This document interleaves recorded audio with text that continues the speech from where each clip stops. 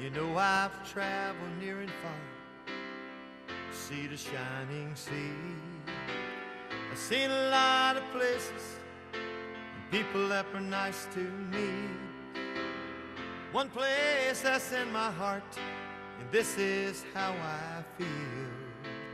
I'm talking about my hometown, Fayetteville.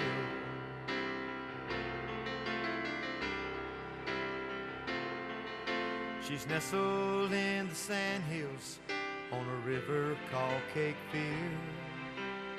Special to so many who proudly served our country here.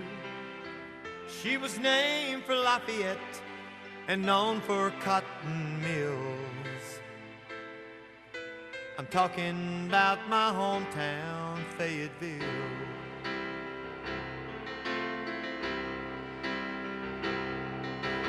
My hometown, Fayetteville. I'm so proud to be from here. It don't take long when you're away from home to find out how you feel. It's always good to come home to Fayetteville.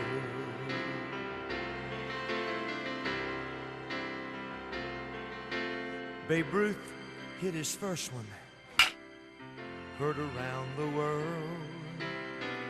Sherman marched with the Union and burned the arsenal.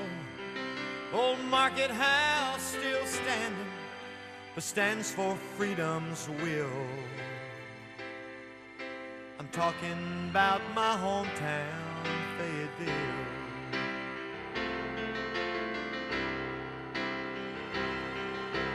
My hometown, Fayetteville.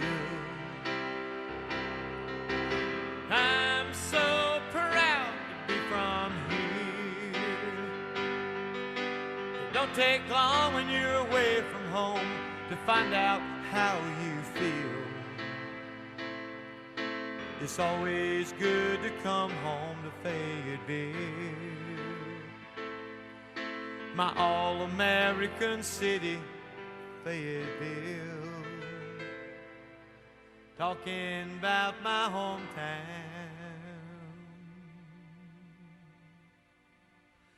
Fayetteville.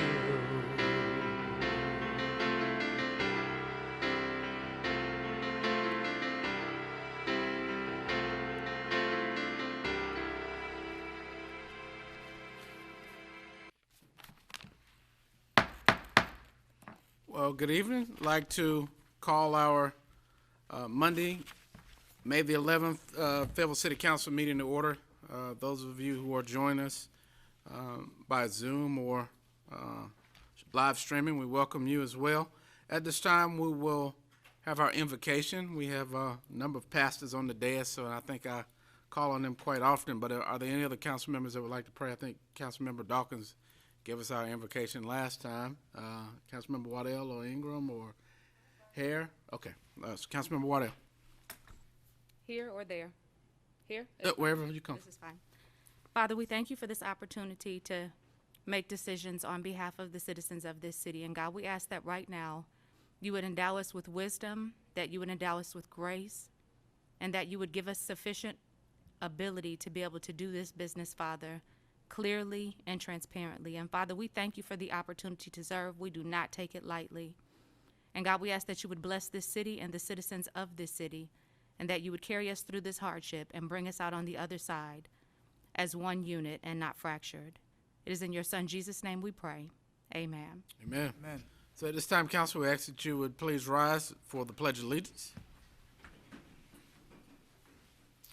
I pledge allegiance to the flag of the United States of America and to the republic for which it stands, one nation, under God, indivisible, with liberty and justice for all.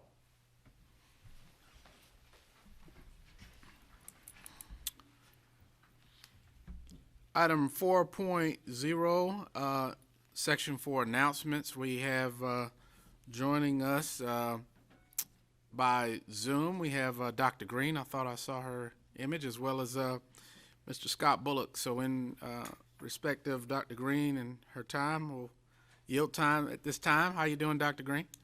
Good morning, afternoon. All right. Well, I know you have a full plate, so we want to give you a moment just to update the City Council on COVID in our community and our city. Thank you for having me. I want to acknowledge that in the room with me is Deputy County Manager Dwayne Holder. So we're both here in the room. Before I get started, I'm going to give the disclaimer that I frequently give when presenting information, and that is that this is a rapidly evolving situation, and the information that I provide today is up to date as of today, but could change frequently. So I want to start out by giving a quick picture of the national data. So we have 1.3 million cases here in the United States, more than 78,000 deaths in our country. And in terms of hospitalizations, we know that hospitalizations, not unlike here in Cumberland County, are declining, but the hospitalization rates for COVID-19 in adults is still higher than our hospitalization rates for influenza at comparative times from previous flu seasons. So we are still tracking that, and our hospitalizations tend to be highest among our older adults. In North Carolina, as of today, we have more than 15,000 cases. Those cases are highest among those that are African American and those that are between the ages of 25 and 49. We have 550 deaths here in the state. And again, most of those are among individuals that are African American. 86% of our deaths are among African Americans. And if we look at the age breakdown, this is a little bit different than our cases. Most of our deaths have been among our older adults above the age of 65. We also have 464 hospitalizations statewide, and this is pretty stable from the past couple of weeks. We've seen hospitalization somewhat stabilize, so that's a positive thing. Switching data to Cumberland County data, I want to put this in context of what we've heard the governor talk about. So we've heard the governor talk about some key metrics, and I encourage individuals to go to the State Health Department website. They have a great COVID-19 dashboard, and on that dashboard, you can track by the key metrics that we've been hearing the governor and Dr. Mandy Cohen talk about. And those are looking at the surveillance of COVID-19, what that looks like in our hospitals, looking at the number of cases, lab confirmed cases. And again, we want those numbers to decline over a 14-day period. You can also look at the percentage of positive tests as a percentage of the total tests that have been done. So that's unique because that data is available at the state level, but is not yet available at the county level. So I'd encourage folks to go look at that. And then we also want to see a decline in the number of hospitalizations, so that's available. And then the state also has a goal of conducting 5,000 to 7,000 tests statewide a day, and a goal to have 250 contact tracers, and we'll talk more about that locally here in just a moment. And then the other metric to really pay attention to is the amount of PPE that we have on hand, personal protective equipment. And so for each of the major pieces of PPE, we would like to have at least a 30-day supply on hand.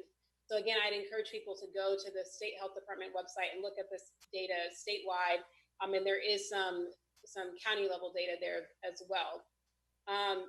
On our Cumberland County Health Department COVID-19 website, we have data that's available by the number of cases, the number of deaths, age, gender, zip code, race, ethnicity, and cases by notification date. So, and I'll make this note that we have a number of data requests, and we are encouraging individuals to, for consistency, in particular for data about congregate living settings, to go to the State Health Department website.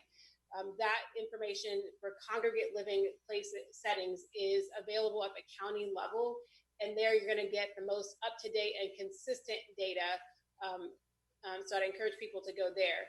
And as a reminder, we have to comply with state and federal privacy laws as we're reporting data out. So for some data pieces that are not available, that's the reason why. Here in Cumberland County, we have 387 cases as of this afternoon.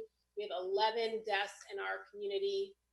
Approximately 53% of our cases are among females, about on average age 44. So that's a little bit higher than the state, our data statewide. And then in addition, we have that zip code data. So the cases are highest in zip codes 28304 and 28314 and 28348. So there are 3 zip codes that we are going to do a little bit more digging about why cases are higher in those areas. But we haven't seen any patterns just yet about why we're experiencing higher cases in those zip code. We know that population density is higher in some of those areas, so that might be one reason, but we need to do a little bit more digging into the data. If we look at our number of cases, we have not yet seen a 14-day decline in the number of cases in Cumberland County. And that's one of the metrics that the State Health Department is really looking at. We just have not seen that decline here. We have seen an increase in cases each day since we started tracking cases. And so we are hoping to see that turnaround, but we have not seen that here yet. In terms of hospitalizations, we get that information from Cape Fear Valley, and they are holding steady on the number of individuals that are hospitalized at Cape Fear Valley. In terms of contact tracing, and remember that's another metric that the State Health Department is really looking at in terms of increasing our capacity and being able to respond as the state reopens. We are working at the health department to increase locally our number of staff that are working on contact tracing. For several weeks now, we've had our epidemiology team working on contact tracing, in addition to our school health nurses, in addition to our some of our nurses from other health department areas. So we have a number of staff that are working on contact tracing, and we're working to continue to ramp up that capacity. We need an estimated of 20, any given day, at least 20 people to help us with contact tracing, in addition to still providing our mandated services. So we have scaled back some of our services, but we are still providing all of those mandated services. So we're trying to make sure that we're doing both at the same time. The state that will have contact tracing assistance available, but that won't be, we won't be able to utilize that resource until after next week. And so as soon as that resource becomes available, we will request additional contact tracing help from the state. In terms of PPE, again, the state metric is to have at least a 30-day supply of many of our key pieces of PPE. And where we are locally is we continue to request personal protective equipment from the Emergency Operations Center. We have currently less than a 30-day supply of gowns. So that's one area we are working on. We did receive a shipment today. And we also have N95s on hand, but we don't have them in all the sizes that we need them. So it's important for N95s that those are fit to the individual wearing them. And so we continue to request N95s from the state. As we ramp up testing, you can imagine that we are going to need additional PPE. So we need gloves, gowns, masks, and the face shields and the N95s to increase our testing capacity. So all of those are going to be important resources for us as we increase our testing capacity. So I'll talk a little bit about testing. We know that that has been an effort at the state level, and is certainly here an effort locally. And we've heard from many of our healthcare partners in recent days about what they're doing to increase their testing capacity. At the health department, we are also planning some mobile test sites, and so we hope to get some more information about that later this week, about test sites that will roll out here in the very near future. And testing will be available at no cost. We will have some criteria in place based on state guidance and the state recommendations as we try to manage our PPE and manage our test kits that we do have on supply. So more information to come this week about our testing and how we are building that up in Cumberland County and Fayetteville. I'll wrap up by giving just a few notes about some of the things that we've been doing locally to respond to COVID. As you know, our Emergency Operations Center has been activated. We also continue to do contact investigations for every single positive case that we get. And so we talked about contact tracing. And so we will keep doing that. And we notify any close contacts, and we make recommendations for testing as needed. We also supply test kits for some of our long-term care facilities and other congregate settings that have needed test kits. And so those really are important for testing the general population, but also our congregate living settings. We do a weekly call with the State Health Department. We actually do 2 weekly calls with the State Health Department. And then we also do a weekly call with our first responders in our community to make sure that they're prepared.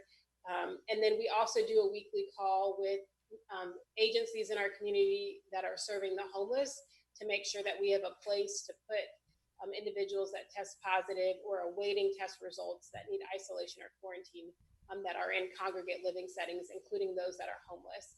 And then we continue to field questions and complaints from the community members about COVID and providing technical assistance to businesses that are reopening. So I will pause there and see if there are any questions.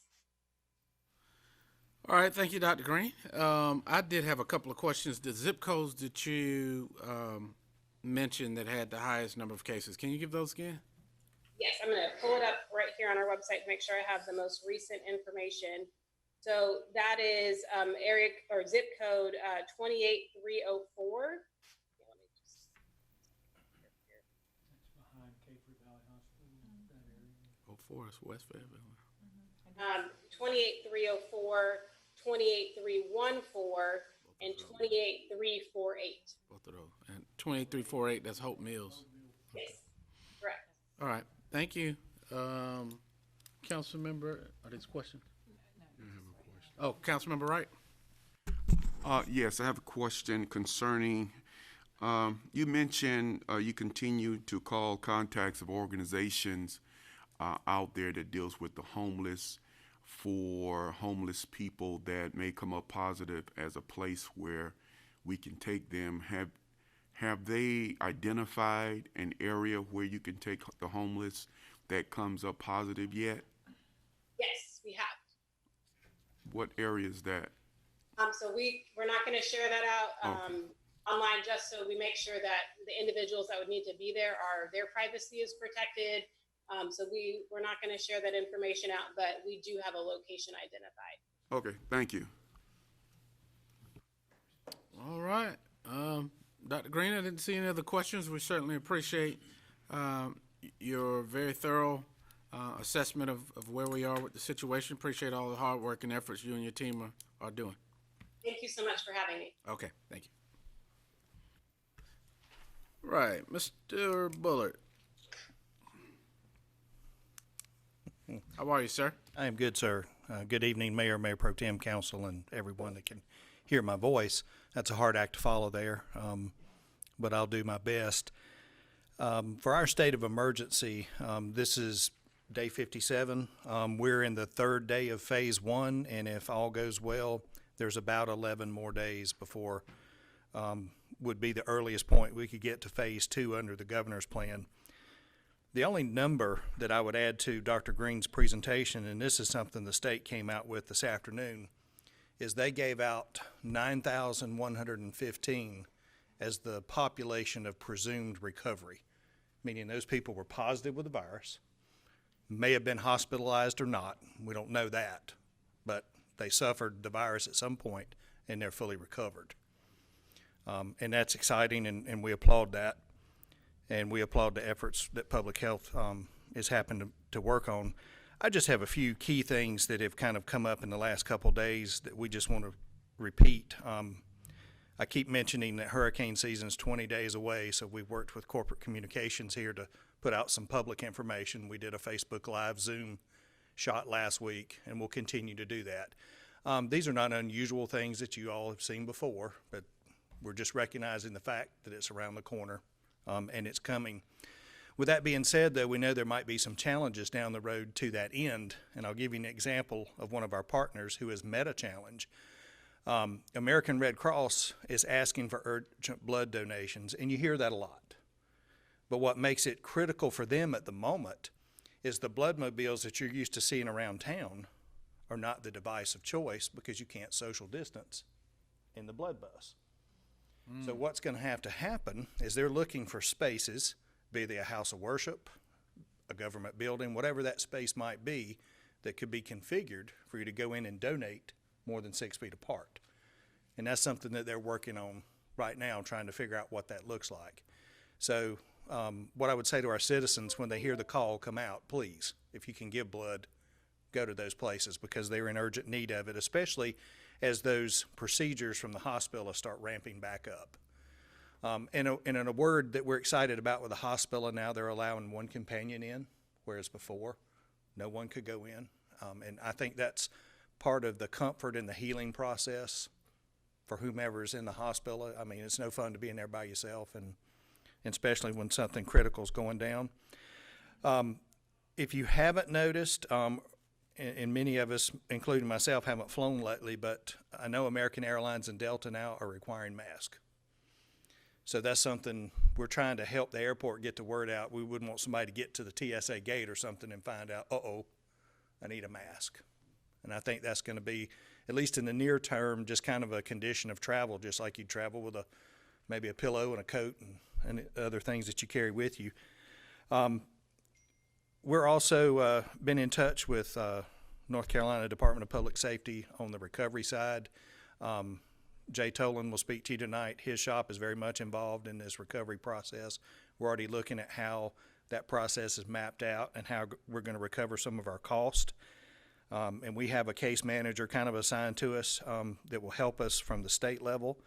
And just a few other things that we're monitoring right now with great concern. Many of our citizens in Fayetteville work in some sort of setting that is meat processing oriented. And there are some problems with outbreaks in those plants right now. We're very concerned about that.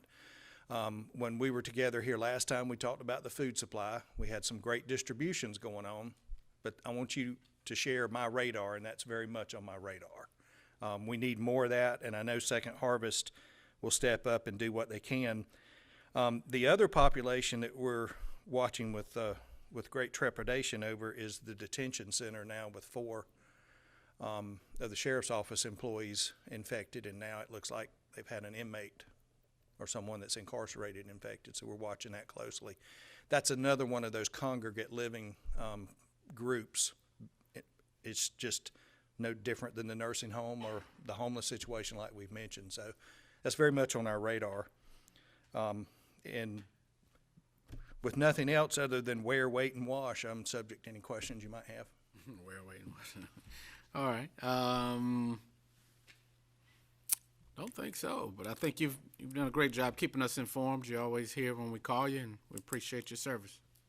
Absolutely. Thank you. All right. All right. Council did have a couple of additional announcements. Councilwoman Ingram. Thank you, Mayor Colvin. Good evening, listening audience. So, as always, I'm just going to let you know that census is still happening. There are 3 ways you can take the census. First, by going online to my2020census.gov. They have 13 languages where you can take the census. 2, by phone, 844-330-2020, and also 13 different languages. And by 3, checking your mail.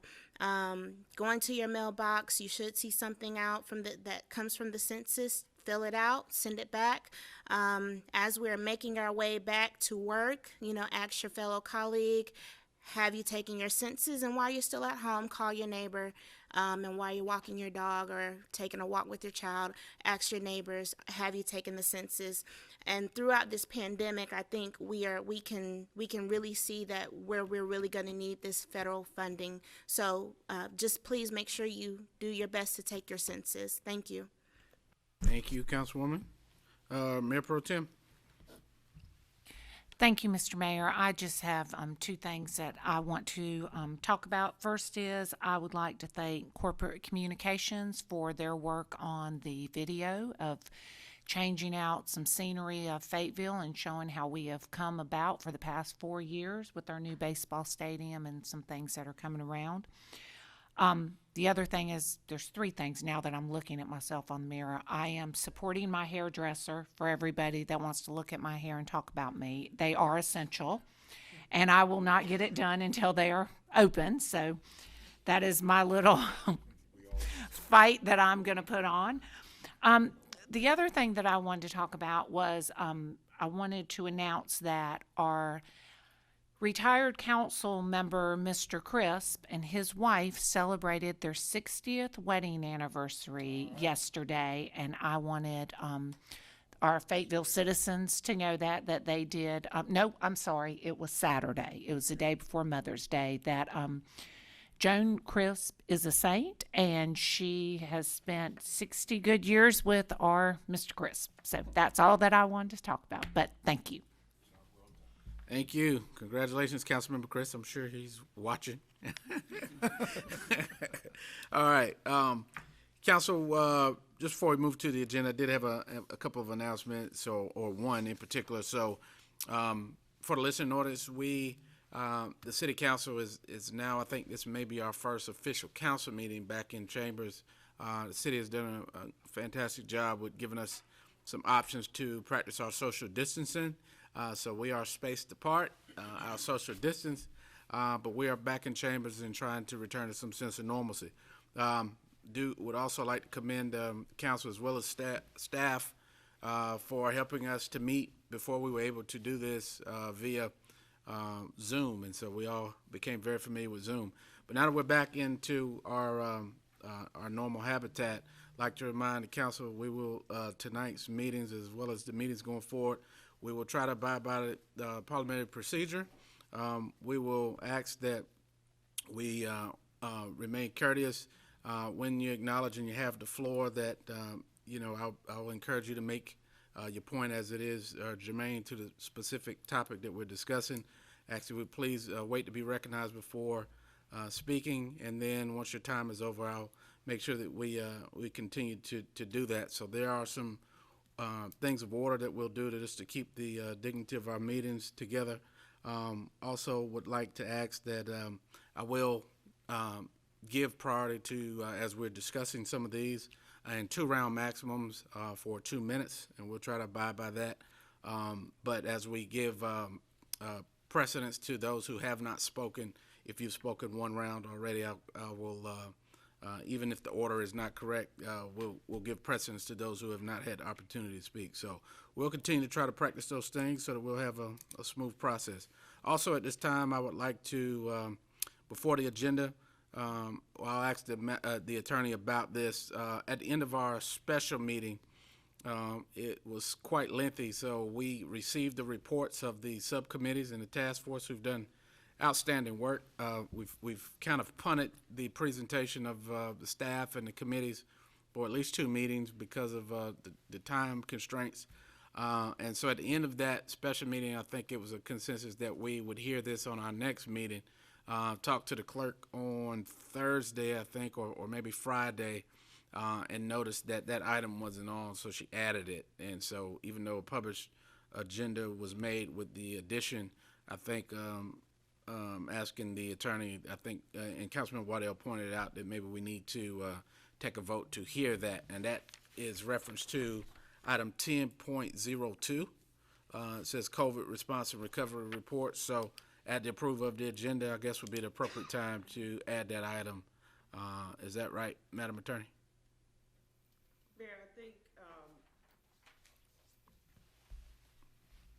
so let me back up and say, generally under your rules of order, which is 2-3, it speaks to once the agenda is published, that it takes 3/4. Should have got me confused. Watch out for the fraction. Right. It takes 3/4 to add an item to the agenda. But what I hear you saying tonight, and so I guess maybe that's what's causing a little confusion, is that council had already directed that these items be on this agenda, but it was left off. So I suppose in that instance, you wouldn't need that vote since that was just an error as it related to the clerk. Well, I'm amenable either way, so that was my recollection of it. But I think it's simple enough to fix. So if council is amenable to it, whenever you make the motion to approve, just remember to add item 10.02. Mr. Mayor, Yes, sir. I make the motion to approve the agenda tonight and adding also item 10.02. All right. There's a motion by Councilmember Wright. There's a second by Councilmember Davis. Any discussion on the motion? Oh, and council, because we're still practicing our social distance, I will not be able to use our normal button process, so we'll go by hands on your votes, okay? So all those, any discussion on the motion? All right, all those voting in favor of approving the agenda with the modifications? All right, Madam Clerk, that's unanimous. Motion carries. Item 6.0, consent agenda. Oh, Councilmember Waddell? Can we pull item 6.01 for discussion? Okay. So I make a motion that we approve the consent agenda with the exception of removing item 6.01 for discussion. All right, was that a second, Councilmember Kinston, or did you have another item? Okay, so, okay, all right. So I was gonna say we need this second. So as a motion by, but would you be amenable to hearing what her? Okay, Councilmember Kinston, which item? 6.05. Okay. So, Councilmember Waddell, if you wouldn't mind, could you include that in your motion? I make a motion that we approve the consent agenda, removing items 6.01 and 6.05 for discussion and an up-down vote. Okay, and there's a second, there's a motion by Councilmember Waddell to approve with the exception of item 6.01 and 6.05. There's a second by Councilmember Dawkins. Any discussion on the motion, council? All right, look to you for hands. All those in favor? All right, Madam Clerk, that's unanimous. Motion carries. Item 6.01, Councilmember Waddell. Thank you. As I look through the text on starting on page 8, I have a couple of questions. Under eligible uses, I'd just like some information on how SEED intends to monitor the fund for eligible uses, or if there's some monitoring in place. And then also, under the fund where it says financial structure and operations, SEED being the recipient of contributions to support the emergency relief revolving loan plan program, is this above the $260,000, and if so, why? And then the final question, when will we see these funds, or will we see these funds flow back into the general fund at any point? I do see the line item on page 9 that indicates that once COVID-19 impacts and demands for the emergency disaster loan have sufficiently waned, the city will instruct SEED to close the fund. But when will those dollars come back, or will they come back into the general fund at some point? Yes, I think Ms. Block is on. Or Susie Habarsky. Yes, sir, I am here. Okay. So the eligibility requirements are in the grant application and checklist. And essentially, it's the program that was discussed at length at the work session, and modifications were made based on council's recommendation to modify the application to make it a streamlined process. Those documents should also be included in the packet. And the $260,000 is all inclusive. It does include the administrative costs. $10,000 goes to administration, $250,000 goes to the actual loan program. There will be no additional funds necessary. When council makes the determination to close the fund, any proceeds remaining will go back to the general fund. The outstanding loans will have a term of 3 loans if necessary. Any funds collected will be returned to the city council general fund. Thank you, Ms. Block. That answered the third question, but the first two were a little bit more specific than that. My question was, how is SEED going to be monitoring the because since the line item is their eligible uses, I'm assuming that there will be some oversight of the funding to make sure that it's utilized for the eligible uses. Is that happening, or is that just a line item? And then the second question was, I'm looking for a little bit more detail where it's saying that SEED will be the recipient of contributions to support the Emergency Relief Revolving Loan Program, including economic development appropriations of the city and its municipal partners and community donations. So I'm assuming that that would be above the $260,000 that we're giving from the general fund, and if so, why? So the 260 is coming from general fund. The hope is that there will be additional funders who want to donate funds to this program to expand it.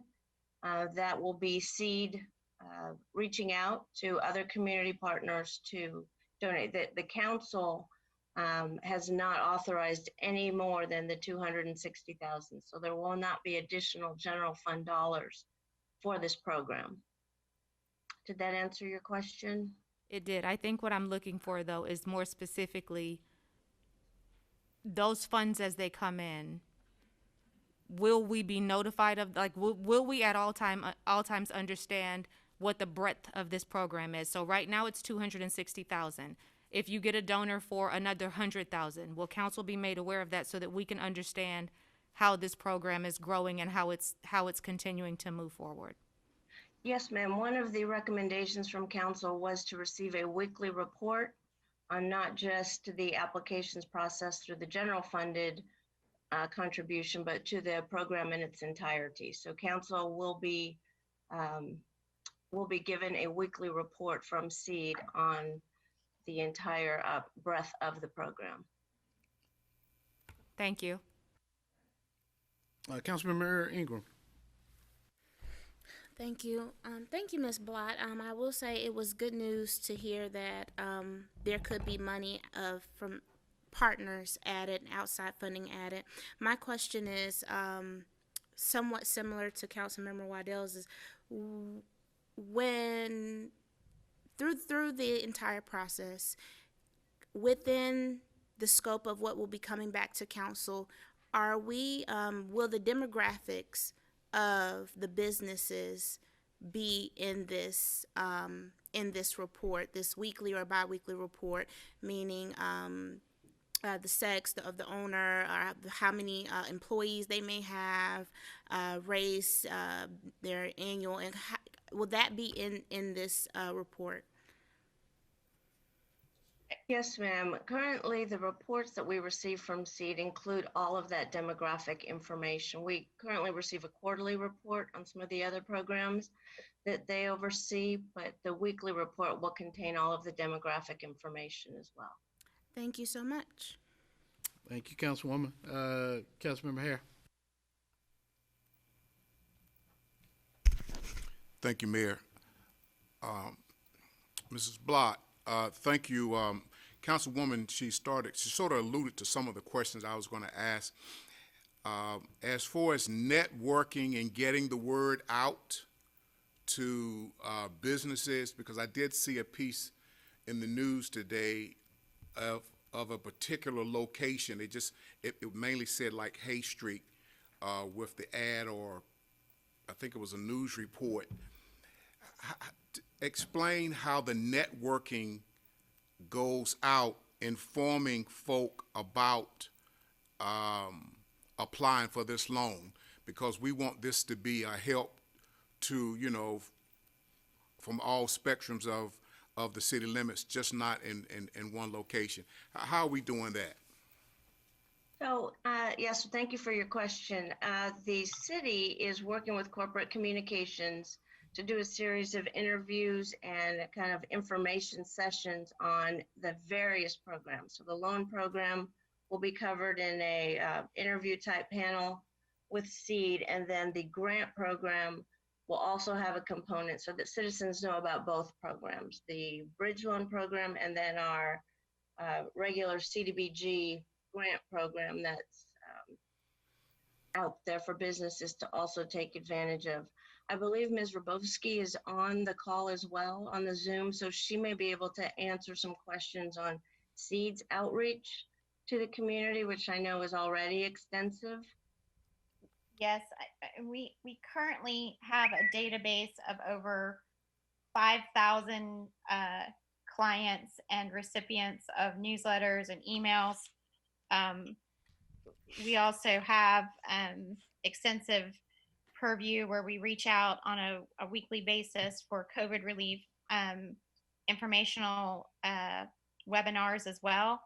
And then we are also participating in community outreach webinars, whether that's on radio, other local community organizations that have reached out and asked us to participate in their questions and answers.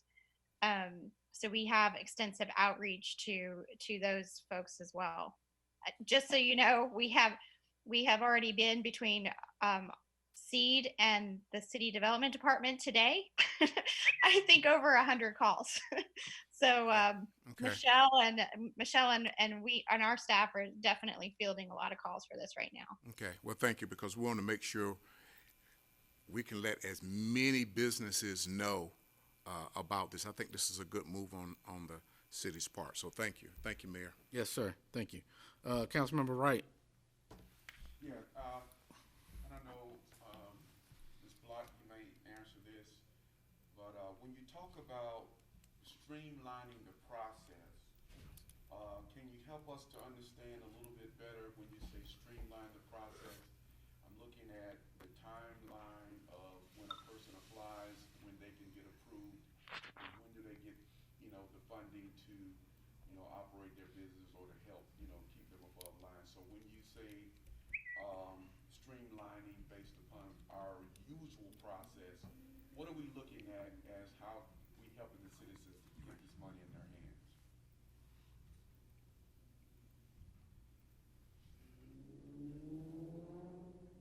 So I'm going to let Ms. Rabowski speak about the streamlined application process that they developed. And I do apologize. I wasn't able to hear everything that was requested. I apologize. Can you hear me better now? I can. Now I can. Okay, my mic was off. COVID got me. But yes, I just asked a question concerning the streamlining process that you have put in place that is different from your regular application process because of COVID-19, and how are we looking at getting these funds, and what type of time frame are we looking at releasing the funds once they qualify?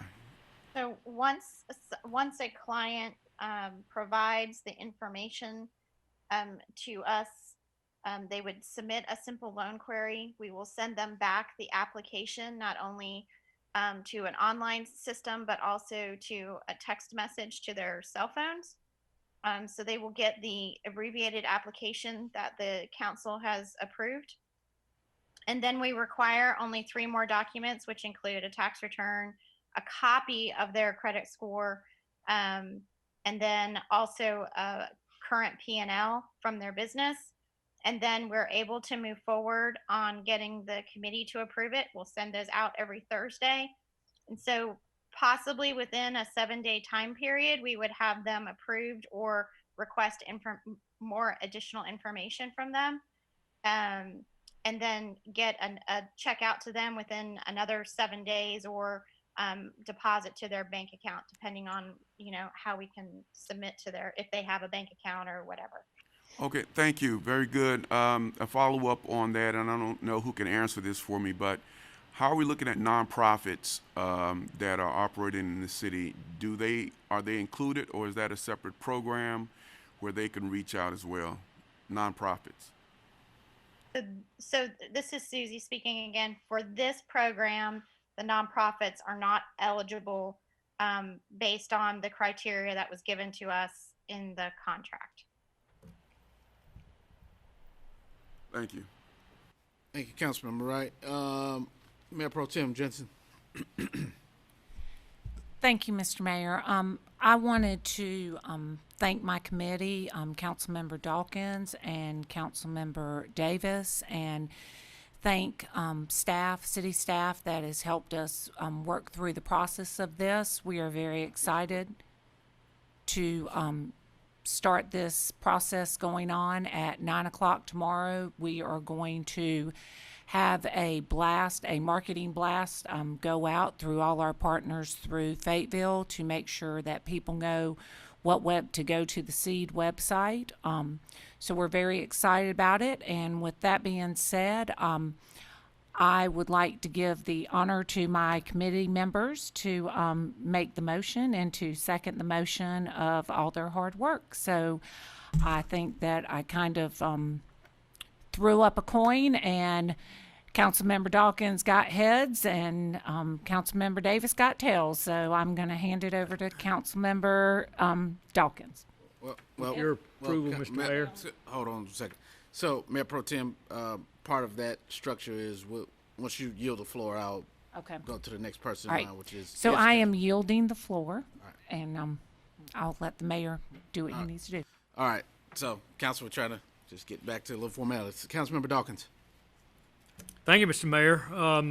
And first off, I want to thank you, Mr. Mayor, for creating this committee.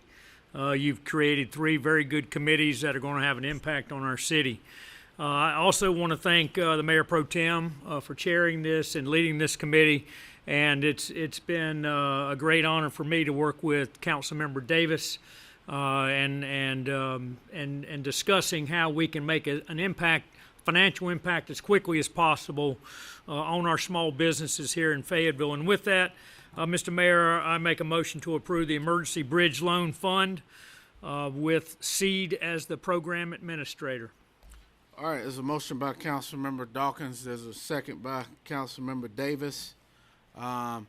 Discussion on the motion. I think Councilmember Ingram, you had something you wanted to ask or germane to the discussion. Ms. Blott, I did. Thank you, Mayor. Ms. Blott, one of the concerns that was raised when I was hearing Mr. Hare, Councilmember Hare and Councilmember Wright speaking, the partners that you normally, it sounds to me that the partners that you normally use within this process, within the process of funding businesses, will be the same partners.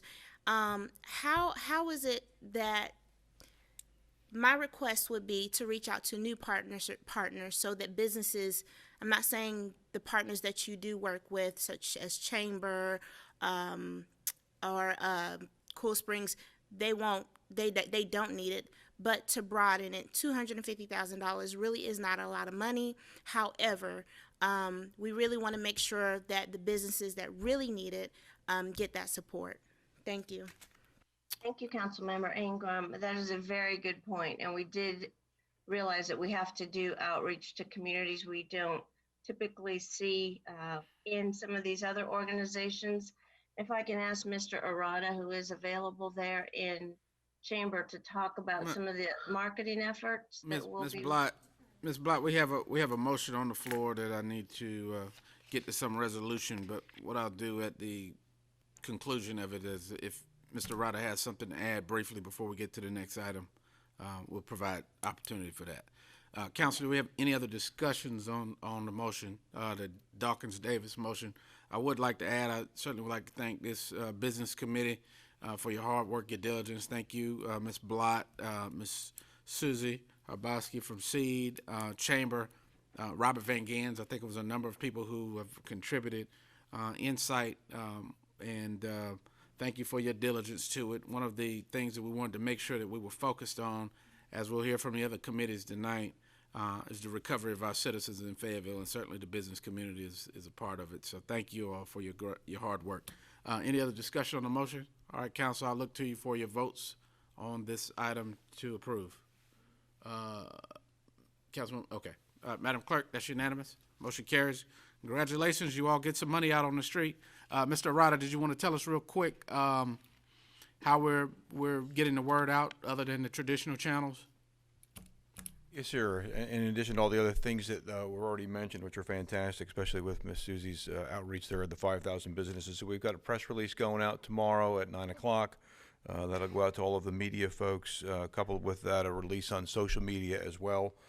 We've already done an interview with Ms. Susie today that will go out on Faye TV, that will also go out on social media. We'll do another one next week with Michelle, as Ms. Blott said before, to interview and talk about the grant programs as well. It'll be posted on our website, and we'll also put this up in some of the print products that we've got, both in the Observer and the Up and Coming Weekly over the next couple of weeks. We've got a pretty broad brush approach to pushing this information out. Yes, Thanks, ma'am. sir. You got something real quick, Councilman?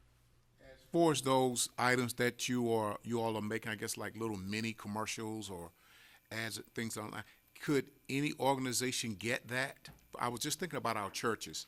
Is it any way maybe they can get that? Sure, we can put those on we can put those on the COVID webpage. We'll find a way to release that information, put it in a Dropbox format where folks can come in there and pull it up. But really, probably the best way is from a pull mechanism perspective for those who are watching this to go to our social media posts and share those on their site. So it can go out that way, and it really feeds people back to the organization that we're pushing it out from.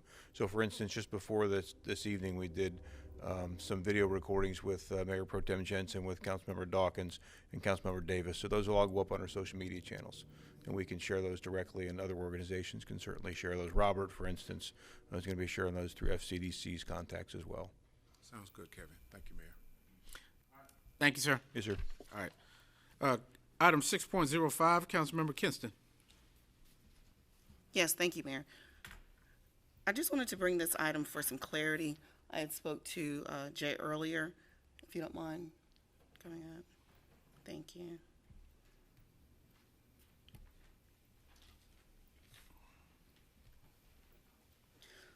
Thank you so much. So for this item, I understand it does come before council every 3 years. Can you just explain to our listening audience how we got to this point tonight, and then some information regarding this loan? Thank you, Mayor, Council. So what we have before us, or before y'all tonight, is a resolution. In 2011, for Fire Station 19, the city issued 15-year installment financing for the fire station. And so with that variable rate, every 3 years, it comes back before council, because that's when the rate resets. So we have 6 years left. This is the 9th year. What we're actually doing, what we're recommending here, is to go to a fixed rate for the rest of the installment financing at 1.9%. That was the lowest rate when we did an informal bidding. So that's, any questions? It's cheap money. Let's take That's good. Councilmember Kinston, did you have any other questions? And I just wanted to clarify that this is not a new loan, so thank you. All right, and I'll call to you, Councilwoman Kinston, if you'd like to make the motion. Yes, so I'd like to make a motion that we approve 6.05, the resolution authorizing a third supplement to an installment financing agreement for Fire Station 19 for approval for up and down vote tonight. Thank you. All right, there's a motion by Councilwoman Kinston. There's a second by Councilwoman Waddell. Any discussion on the motion? All right, Council, I'll look to you for your votes to approve. Councilman Davis, okay? All right. Madam Clerk, that's unanimous. Motion carries. Thank you, Mr. Tola. Item 7.01, the Fayetteville Police Department 2020 first quarter report. Chief, how are you? I am outstanding, sir. Hello, Mayor, Herald Council. Let me bring this up real quick. You better behave, Councilman Wright. So, good evening. It is good to see everyone. It seems like it's been a minute from you seeing us. We've been watching you on Zoom. So, welcome, though. Thank you again for this opportunity to present. This is the first quarter report, and just for clarity, you ask, it's May. Why are we just getting the first quarter report? If you recall, in February, I gave you the end of the year. It takes us about a month and a half to make sure we have our statistical numbers right, and make sure we present as accurately as possible the comparative numbers, so you can see. So you'll always see it a little month ahead. So this is the first quarter capturing January through March of 2020. And then the format that I've done in the past is we're going to talk about the statistics, just the numbers and the data. Then we'll talk about some trends that we always analyze and we always review. We'll share some of our crime-fighting strategies that we always do in our quarterly report. Some of them are different. And then we'll talk a little bit about our community engagement. So what you're looking at right now is January through March is crimes against persons numbers. These are things, as we've talked about, homicide, rapes, and assaults. And you'll see, as we share, 2019 numbers were good, so we always know that we're fighting continuously against good numbers, which is we're fighting against ourselves, but that doesn't stop us from reviewing it, looking at it weekly, on a weekly basis continuously. So as we see these trends, we adjust our workforce, we adjust our resources, and try to see how we're going to tackle these issues. Aggravated assault is something that we always look at because that's a number that drives our overall persons crimes. And looking at the analysis, felony assaults were increased. We saw January and February, we had a lot of different type of assaults going on. We had, as we go into the next one, some robberies occurring as well. Drill down from January through March, domestic violence. It kind of was at a hold, consistent with the previous year's numbers. Felonies was a few less cases regarding that as it relates to aggravated assault, specifically related to domestic violence. And I started sharing this in the last presentation when we talk about death investigations. Although we've only had one homicide is way too much, but year to date, you know, we have a homicide unit that investigates all deaths, and to include overdose, suicide, and natural deaths. And they can't change that until we get a report back from the medical examiner confirming what type of death it was. So that's why we track all these. That's why we deploy our workforce to make sure, ensure, is this either a natural cause or is there something suspicious about that? So I wanted to share these numbers so you see that when they go out, they treat everything as just the data and evaluating the actual investigation of the death.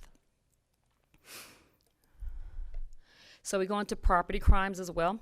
Property crimes, we've seen a trend at the time in January and February for specifically motor vehicle thefts were very high.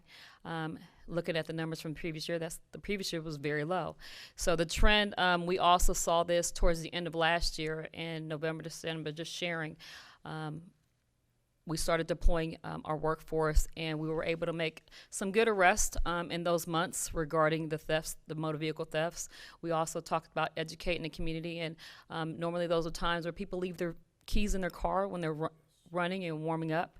Trying to do public safety announcements to make sure people know to please stop doing that.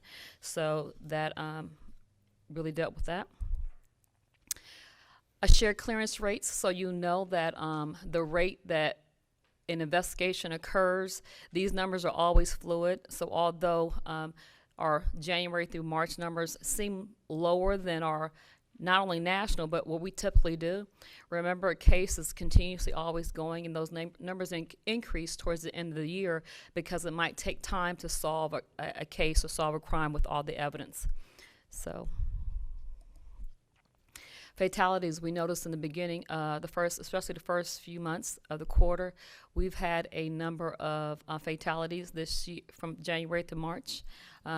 Compared to the previous year, we only had 6 actual deaths. We had 10 in those months. We put out a lot of public service announcement. We had a lot of deployment of speeding from our traffic unit in our districts in the area. I share this number talking about our narcotics unit. That's one of our units in the department, and they solely focus on narcotics, all the tips that you provide to us or the community provides to us to do investigations, and you can see the results of, they even had the arrest makes a difference with just that unit. That's not street level when we see things and when patrol officers see them. This is solely our narcotics unit. Our 911 center, we always pay attention to those numbers to see if we've had an increase the first quarter.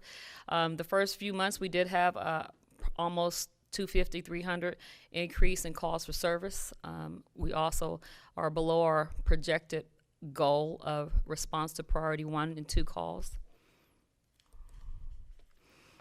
We share our own self-assessment of making sure we review our use of force incidences, how many times we've had to review things for use of force.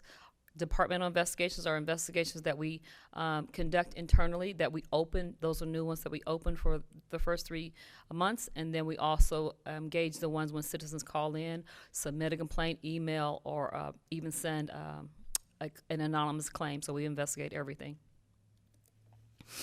Our workforce, So from March through January through March, we shared at that point we were down 28 officers, approximately 10 non-sworn. So that's important for us always to track so that we can always, no matter what, be recruiting. This is one of the crime fighting strategies that I want to share that we know exists, but just to know the numbers and see how much work they actually do is our forensic unit or our crime scene investigators. To break it down, they have specialties within the unit. Each examiner has a specialty. For example, a crime scene investigator is not a latent prints examiner. So a latent prints examiner really monitors and has a specialty for latent prints. Or a NIBINS examiner. A NIBINS is a National Integrated Ballistic Information Network, which is the casings of bullets. You have to have specialized certifications and accreditations in each of these separate analysis, as well as our digital media examiner. So looking at the numbers compared to what they're doing, although the types of investigations are, for example, let's look at the NIBINS, the blue one. They had almost close to the same one, but they are reviewing a whole lot more this year. We look at crime scene investigators, this first line. They've gone out to scenes and reviewed actual secondary scenes at crime scene investigation, collecting evidence, reviewing it, examining it, looking at latent prints. So we are monitoring how much work actually gets done by each examiner as one of the tools that we use for solving crimes. Another strategy, we share all the time when you get a tip, when the community gets a tip, please either share it anonymously or not share it anonymously. Well, we take that information and we work cases with it. This is one of the cases that we work, is not a secret. One of the revitalization areas is our B Street community. We know that there are things going on that it's very difficult. We just can't deploy officers to say, go eliminate it by showing up in a patrol car. So it takes a lot of investigation, a lot of time and workforce to say, what are we looking for and what are the efforts going to? So within approximately 5 to 6 months, we were able to execute 7 search warrants. We arrested 6 different people for distribution of drugs, which equated to those individuals did not even live in the community, but they know where to go sell the drugs and disperse it. So they live throughout the rest of the city. We also know that the challenge that we have, because we're just one portion of the criminal justice system. So although some of those houses were multiple search warrants for the same location, because it doesn't stop. So we utilize some of the partners that we have and our federal partners to prosecute in a federal track, which might, and some of these have gone on a federal track. And then that doesn't stop, because we know as a city, we reach out to our other departments that can help us with code enforcement issues or inspection issues that can address other avenues. For example, mailing out to the owners of the property, do they know about the warrant, so that they cannot claim they have no idea what was going on in their home. Another crime fighting case is we were able to solve a code case that was from 30 years ago, 1990, using DNA.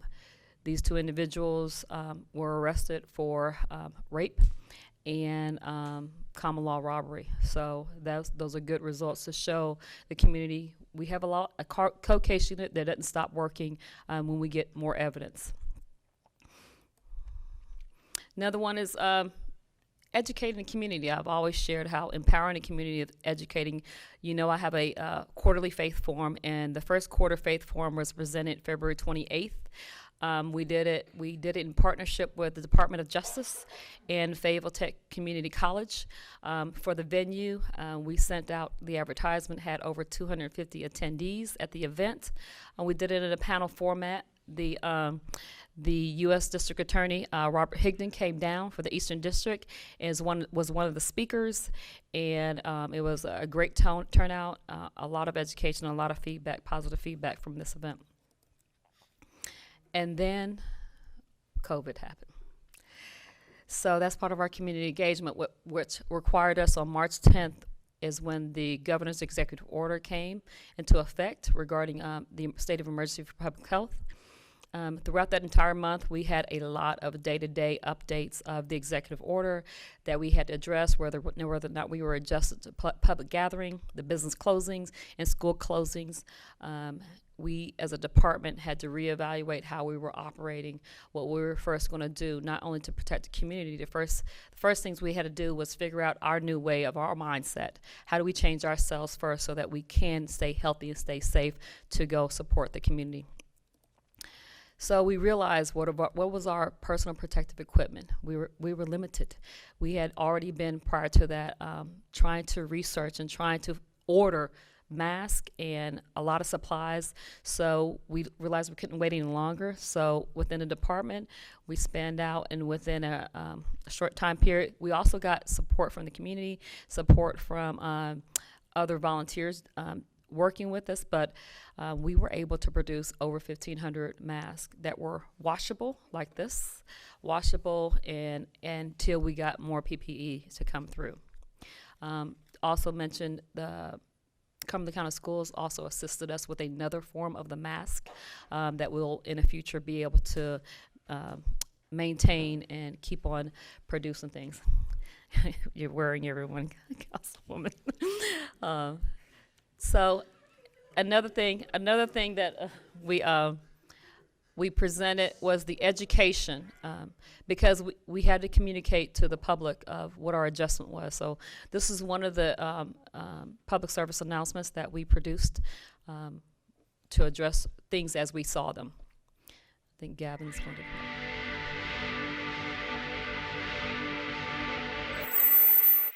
Hello, my name is Robert Ramirez. I'm here today to actually review the governor's stay-at-home order as well as the mayor's curfew. This is how we do it. House parties, get-togethers, hangouts, barbecues, cookouts, all these public and private gatherings will be in violation of this order as well as a curfew. If you're gonna be a homebody, we're gonna have a house party. Nope. A mass gathering is defined as any event or convening that brings together more than 10 persons in a single room or a single space at the same time. The curfew says that all public and private gatherings of any number of people occurring outside a single household or residential unit are prohibited. These class of misdemeanors could find somebody being either cited or physically arrested and booked. The purpose of this message is for us to get voluntary compliance in order for all of us to help protect the health and welfare of our citizens and also to curtail the spread of COVID-19. Thank you. Yeah!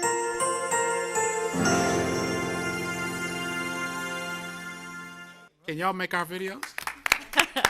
So we, the team, the department, the ideas comes from us realizing every day we saw things happening and we had to figure out how to educate people. And we figured the creation, I told them in 2 days, go make a video, and their ideas start spanning, and then we have a good PIO.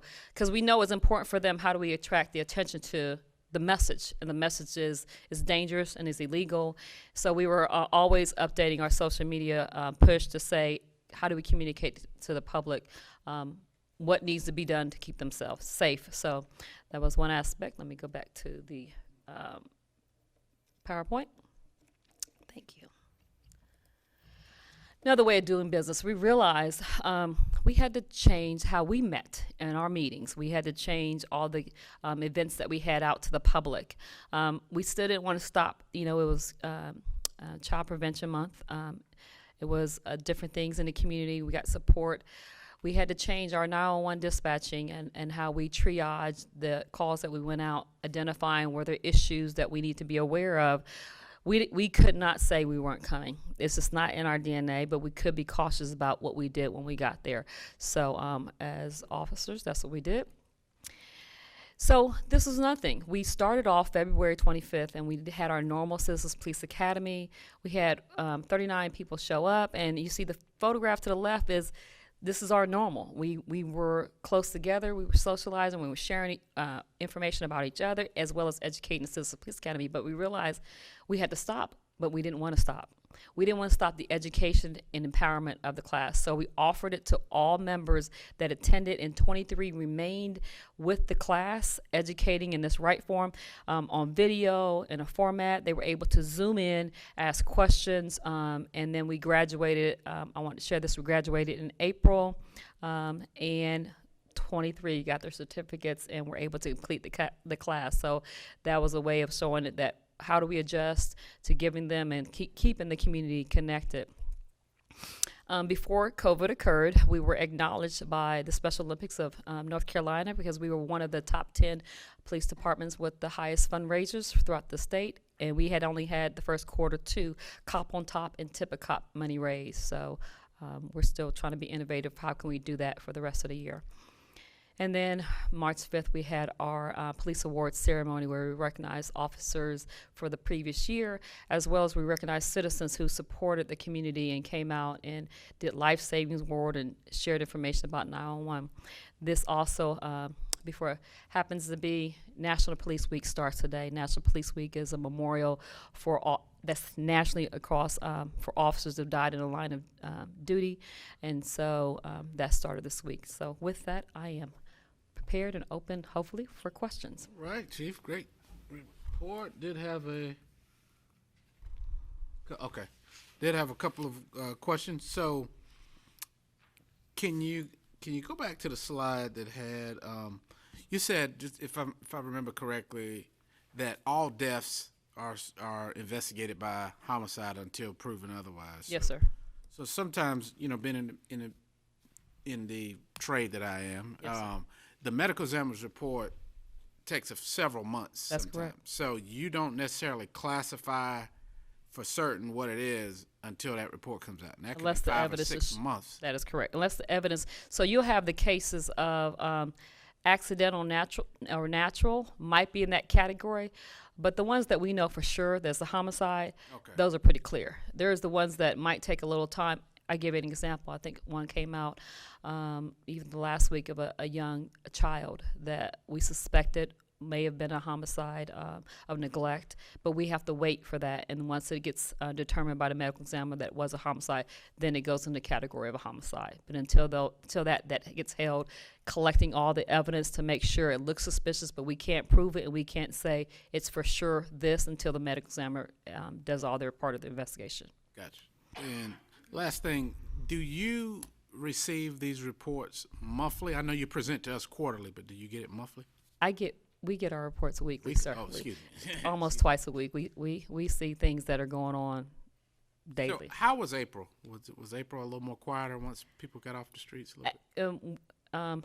I want to blame it on both good investigation, good police work, and COVID. And COVID. I think April we're gaining a little traction and catching up a little bit on our numbers. So yes, a good way yes, in the other direction. So it's helping us. It's helping our good numbers that we're fighting against on certain things. So April is trending and helping us out a little bit. Yes, sir. Okay, thank you, and good job too as well, Councilmember Hare. Thank you, Mayor. Chief. Yes. Chief. Yes, sir. On the section that the mayor was just talking about deaths, this is probably just for my clarification. You're only talking about deaths that are related to 911. Do you mean deaths in the city of Fayetteville, period, or No. just 911 related type thing? That is correct. If we get called out to a scene where there's a 911 call, unsure, we will go out if someone finds someone dead, yes. But I'm thinking you're saying, do we monitor the ones that might be at a hospital or things like that? Yeah, not unless we're called to it. Not unless we're called to it. That was just for me. And sometimes we are. Sometimes we might see things like a child shows up at the hospital with suspicious bruises. They're going to call us. Or we get someone show up to the hospital with a stabbing or gunshot wound. The hospital's going to call us, and we're going to report to the hospital. Yes. My next question is this. I have gotten many calls, and I've shared some emails even with you concerning curfew and curfew violations. And I was kind of thinking because of it's COVID time, you may have had some data reflecting that in your calls, but did you get a lot of calls about violators with curfew? Like, how did you kind of like handle calls like that? Good question. Thank you, sir. So what we did was, because we realized the curfew is taking effect and so totally different, what we did was establish a new code for when those incidents occurred. And we started monitoring any type of executive order or curfew. So it still exists. We've had to date, since actually the curfew, since April the 1st, over 290 COVID-related violations, whether it be curfew or executive order, and we're still monitoring those. So over 290 calls of that type where people are reporting there's a violation of the executive order, whether it be a gathering or whether it be a store that should not be open, or whether it be people congregating that should not be congregating. So yes, we have been monitoring that, and we're going to keep on monitoring that till we come out of it. And that is set up under the how do we do our calls? How they are prioritized? Yeah, absolutely, yes. Okay. Yeah, how we triage it is not an emergency, but we will go out as we get the calls come in. Thank you. Yes. Thank you, Mayor. Yes, sir. Councilmember Ingram? Thank you, Mayor. Yeah, I got you. Hi, Chief. Hello, madam. Thank you so much for all you and your department is doing.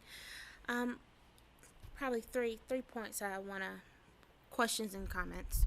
So the first is when I'm looking at the comparisons at 2019. Which if I go to narcotics or domestic assaults, and I'm looking at 2019, and I'm on domestic violence unit right now. Okay. I'm looking at 2019, and then I'm looking at 2020. That 2019 is for the full year? No, this is from January to March. Okay, 2020. That is correct. Then that defeats my my next question. Then I go to the B Street community slide. Yes, ma'am. As we all know, the city, Fayetteville Police Department is doing a heavy lift in communities like the B Street community.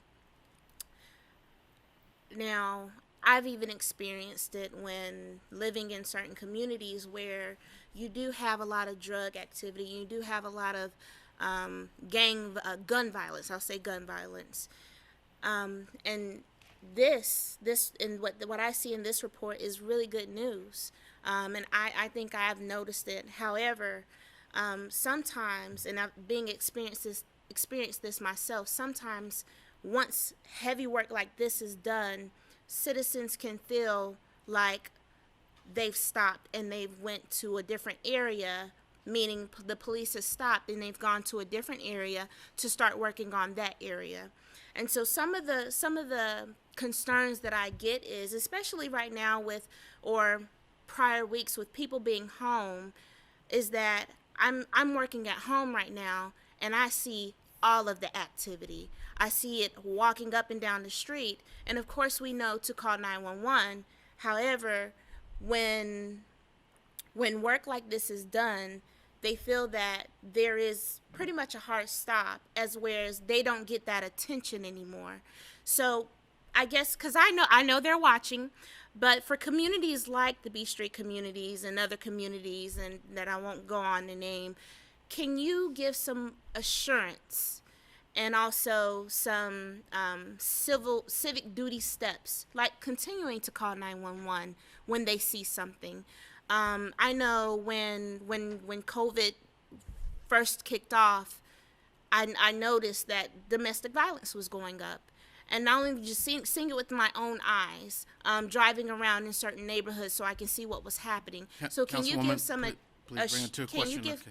Can you give some assurance to the citizens that are watching at home? Was that the third one? That's all. Okay. So what I want to share is I shared how we had to adjust when COVID occurred, but we don't stop as law enforcement, as the officers. And although this is the strategy that I shared what we did, the partnership, the importance of partnership throughout the community is important. You continue to share with us what's going on when it happens, gives us the ability for when the narcotics officers cannot do the investigation, we have the beat officers who can go respond.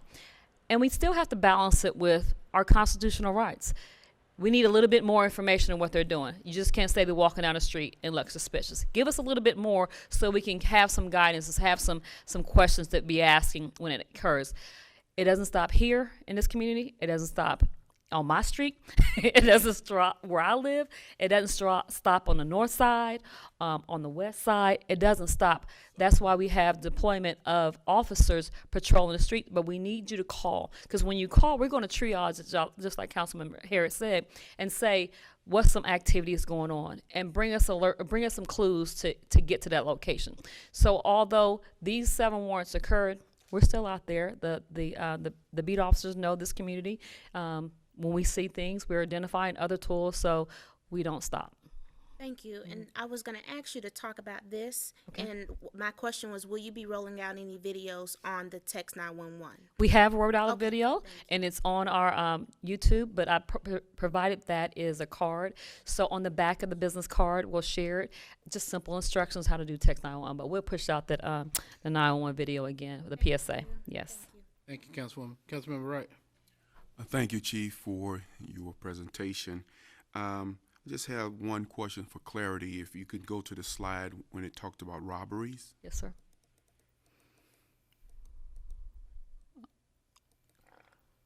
Yes. Yeah. So when you have the category of robberies, are you talking about armed robberies or just any robbery, period? Any robbery, sir. Any robbery, yes. Period. So it's inclusive of a lot of things. The national, which is NIBRS, National Incident-Based Reporting System, has a lot of different definitions. So it's not just guns, stick it up. You can be as much as just snatching a purse or snatching something and you bump somebody. So it's inclusive of a lot, or even a threat. You not see anything. So it is inclusive of a lot of different categories. So the motor vehicle theft, yes, would be considered as a robbery if they stole the car? No, that's a whole nother category by itself. Okay, so why do you think that the motor vehicles are so high at this time versus where it was last year? We were very low last year. You was very low. Yes, we were very low, and we know that. We know that essentially, if we have low numbers again this year, it's going to be hard against next year. And it's not just last year. It's a trend that we've been working hard trying to solve. So when we see this, what we saw was trying to target who was out there stealing the cars. So we were able to capture a couple of arrests in with the trends and make those arrests occur. So we don't just say solve that crime catching one person. It takes a lot of work to say where is it happening, what's the locations they're stealing from, how much education could we make sure people know it's code, don't leave your car running, don't make it easy access. So gotcha. Thank you. That's it. Thank you, sir. Councilmember Banks McLaughlin. Okay, thank you, Mayor. Thank you, Chief, for everything that you guys are doing. Can you go to the slide with the budgeted? It had the that you guys budget, I think 400 and you talking about our manpower, our workforce? Yes. Okay. It's like I didn't have any numbers on money. Okay, there we go. Okay, so on the sworn it says budgeted for 434, but currently right now it's 406. No, currently in March 20th, so we just captured that moment. It was down 28 officers. Yes. Okay, you guys are down. Yes. Officers. Okay, but it's budgeted for 430. That is correct. Okay, are you guys planning on doing any hiring? Yes, ma'am. We are. Okay, we are always, every employee is always hiring, recruiting. We were at some place today. We pushed it constantly. We pushed hiring lateral officers, new officers. We are going to actually, we did interviews and going to have an academy start July with 23, is that the right number? 23 new cadets, but that still doesn't stop someone from saying, I retire, I resign, I'm doing something else, I'm moving. So that's why we always have to be pushing it every single day. Okay, thank you. And I just asked that especially because we have an increase in certain areas, such as far as with the crime, burglary, and so Yes, ma'am. Okay, thank you, ma'am. Thank you, Councilmember. Councilmember Waddell? Thank you, Mr. Mayor. Chief Hawkins, I never like for an opportunity to pass me to tell you thank you. Thank you. And to tell everybody that works alongside you, thank you. Our community is a better place because your officers are in it. With that being said, and to dovetail off of Councilmember Banks McLaughlin's question, what do you see being one of the biggest impediments to the retention of we have quality officers in We our do. city, and we're losing them to other cities. What do you see being one of the biggest reasons for that? And I'm asking that strategically because we're going into budget session. Okay, so. No, that's fine. And the city manager has seen it with us also, and he's worked all since last year doing a strategy, and I think he's going to present something to you all as far as what is the increase in salary is the first bottom line, and then we train and have excellent officers. I'm just going to say that, and people come get our excellent officers. We're not going to stop training to have excellent, not just officers, but employees, the non-sworn. You look at a non-sworn, most of those numbers that are down are at that time are telecommunicators. But they're training. We got another academy starting for them, and this is we're at one of the lowest rates for having telecommunicators openings. So we train hard, and we're not going to stop doing that. So they're going to keep coming for us, but that's the only thing. But I know that it's going to make a difference. But I know the city manager is aware. He's going to prepare something for. He's preparing something for. They've been working at as a team. So. Say that mostly for the benefit of our citizens at home so that they can understand as we're going through this budget process why it's so important for us to continue, because public safety takes a significant portion of our budget, but why it's so important for us to continue to invest in our public safety, our officers, both sworn and our non-sworn personnel. So thank you for that, Chief Hawkins. Thank you, Councilmember Waddell. Well, Chief, I don't see any further questions, but thank you for the great work you and your team are doing and keeping our community safe. Thank you, Council. Yes. All right, so there's a motion by Councilmember Dawkins to receive the first quarter review. There's a second by Councilmember Wright. Any discussion on the motion? All right, Council, I look to you for your votes to receive. All right, Madam Clerk, that's unanimous. Thanks, Chief. Item 7.0 is the public forum. This is the time that any Fayetteville resident may have input and a voice in what goes on in their city. Due to policy restrictions, the forum will not last any longer than 30 minutes, and each speaker will be limited to 3 minutes to address the City Council on issues related to the City of Fayetteville. Any individuals wishing to speak at tonight's public forum should have signed up and notified the clerk prior to the start of tonight's meeting. If you are joining us via Zoom or teleconference, we ask that if you're here for an item that may be addressed under the public hearing, we ask you to reserve your comments until the public hearing. So when your name is called or noticed by the city clerk, we ask that you would please begin to speak. Please start with your name and address for the record. Then when you see or when you're notified that you have 30 seconds to speak, you'll be notified that you have 30 seconds, or we'll hold up a yellow flashcard. Is that what you have, Mr. Manager? No? All right, so we will notify you that you have 30 seconds remaining. Again, due to policy restrictions, we're unable to extend the given time. And it is now time for us to update this to our after COVID verbiage. So we'll do that at some point. But you got the point. So, Madam Clerk, do we have any speakers? Yes, sir. We have 4 speakers this evening. Okay. The speaker is Mr. Carlos Davis. Yes, this is Carlos Davis. Can you hear me? Yes, sir. How are you, Mr. Davis? All right. I'm calling about the sanitary sewer utility assessment for Area 21. Mr. Davis, can you start with your name and home address? Carlos A. Davis, 2039 Birchcliff Drive. Thank you, sir. Fayetteville, North Carolina. Yes, sir. You have the floor. Yes, I'm wondering if there's anyone there I can talk to as far as disputing or contest an assessment that's leveraged on a piece of property I own. Mr. Mayor, I asked Mr. Davis if he's here to speak about the public hearing item, which was Area 21, or this is something different. I thought he said he was. Yes, that's. It's Area 21. So I'm not sure if he is more appropriately placed as a public hearing speaker there, but his question is, I think, probably best directed to Mr.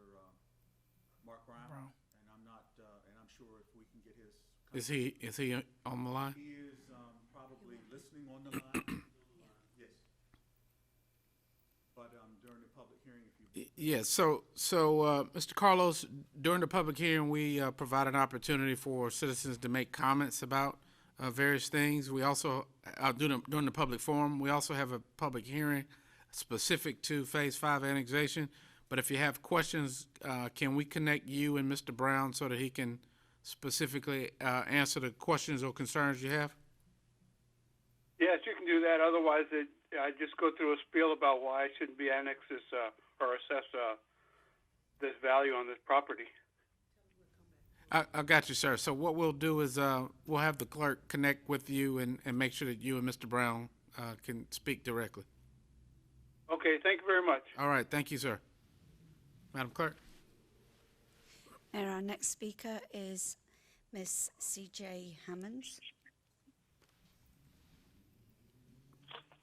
Hello, Ms. Hammonds. Yes, thank you. Thank you, Mayor Colvin and council members. This is C.J. Hammonds at 3111 Marita Drive, Fayetteville, NC 28301. I'm also the founder of Harvest Ministries of Fayetteville Incorporated. I am wanting to encourage the council to move forward with the homeless day center and also request a shelter to be considered as well with this project. When the special council meeting took place in January, the board from the Oak City Cares in Raleigh came down and they shared their journey. This journey consisted of their city council, their county commissioners, their COC board, and a few nonprofits. Even with them working together, it still took them 6 years to come to fruition. Hurricane Matthew has been almost 4 years, and we still have no clear direction on our center. I have been ministering the last 6 years behind Big Mike's Car Wash on Eastern Boulevard by having outdoor church services while providing meals and clothing. We are outside exposed to whatever the weather is because they, the homeless, are out there. They're looking for hope in the next meal, along with a bottle of water or some warm clothing. My vision is to eliminate all the excuses as to why people choose to stay in the homeless situation by providing more than what I am able to do now by having resources in one place for folks like Oak City. But in the meantime, provide a safe place to sleep at night. The Salvation Army is doing the best they can with their space as a shelter, but it is not enough. The homeless population, it is a double-edged sword, so to speak, meaning some can be contrary to work with due to their habitual lifestyles or mental issues that are not addressed properly. So there, in turn, they need help and can't get it due to the situations and the lack of access to those resources. But the bottom line is this. They are human beings that deserve the basics, such as a place to sleep, shower, and eat. And we need to come together, take the money that's granted from the state for the day center and plan for a city-owned shelter as well. This is to give a place of hope and rest for those desiring to have a hand up and not a hand out. Together is the only way that we are going to make it happen. No, we don't have all the answers today, but at least start by preparing an attainable plan and move towards it. It is better than passing it off thinking it will work itself out. My prayers are for wisdom, direction, and unity for you, my mayor, and city council members. Thank you. Thank you so much. Mayor, our next speaker is Miss Tracy Morrison. Hello, Miss Morrison. Hey, how are you doing? Great. Please state your name and address for us. It's Tracy Morrison. I reside at 264 Collinwood Drive in Rayford, North Carolina. I'm speaking on the city need for a homeless shelter. I truly believe that it will be beneficial for the city. I used to work as a social worker housing homeless veterans, and I was tasked to house homeless veterans within a certain amount of days under the Department of VA guidelines. During this process, we had to wait when properties became available to house homeless veterans. This was truly a challenging process. Also, some veterans were on the waiting list for housing through low-income housing or through HUD-VASH. While social workers were trying to rapidly rehouse homeless veterans, they needed temporary shelter until they were stably housed. This was truly a hardship for me and my coworkers to find temporary shelter until they were housed. Coworkers and I would constantly call shelters. We would normally receive a response that there was no space available for the shelters, and the veterans didn't meet the criteria to stay in the shelter, or they had to pay a certain amount in order to stay in the shelter. Some didn't even have the money to stay in shelters. In addition, there wasn't even enough resources available in the community for veterans to stay in a hotel temporarily until they were permanently housed. Coworkers and I were used to hearing agencies didn't have any funds available to cover hotel stays. I know the Fayetteville Urban Ministry, for instance, they cover hotel stays, but that was only for a day or two, as some housing properties wasn't available. In addition, I had clients that were homeless that was literally attacked on the street. Some of the veterans didn't even have family in the area where they can temporarily stay there until they were rapidly rehoused.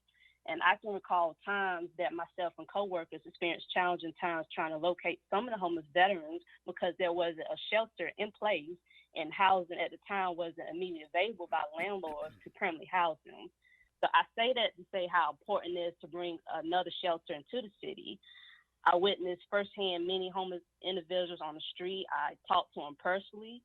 You do have those individuals that truly want to help. I know that the goal is to alleviate homeless as a whole, but building a shelter is a great starting point.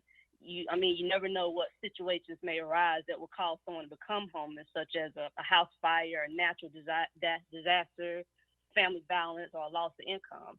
It's going to be even worse with this current pandemic that's affecting our nation. So the time is now to implement a plan into action to build another homeless shelter.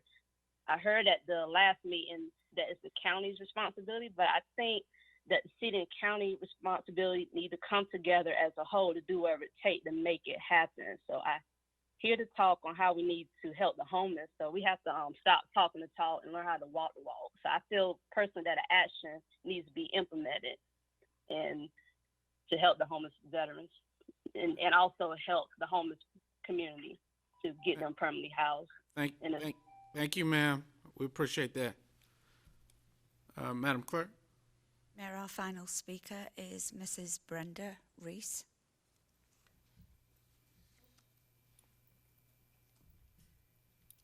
Hello, Ms. Reese.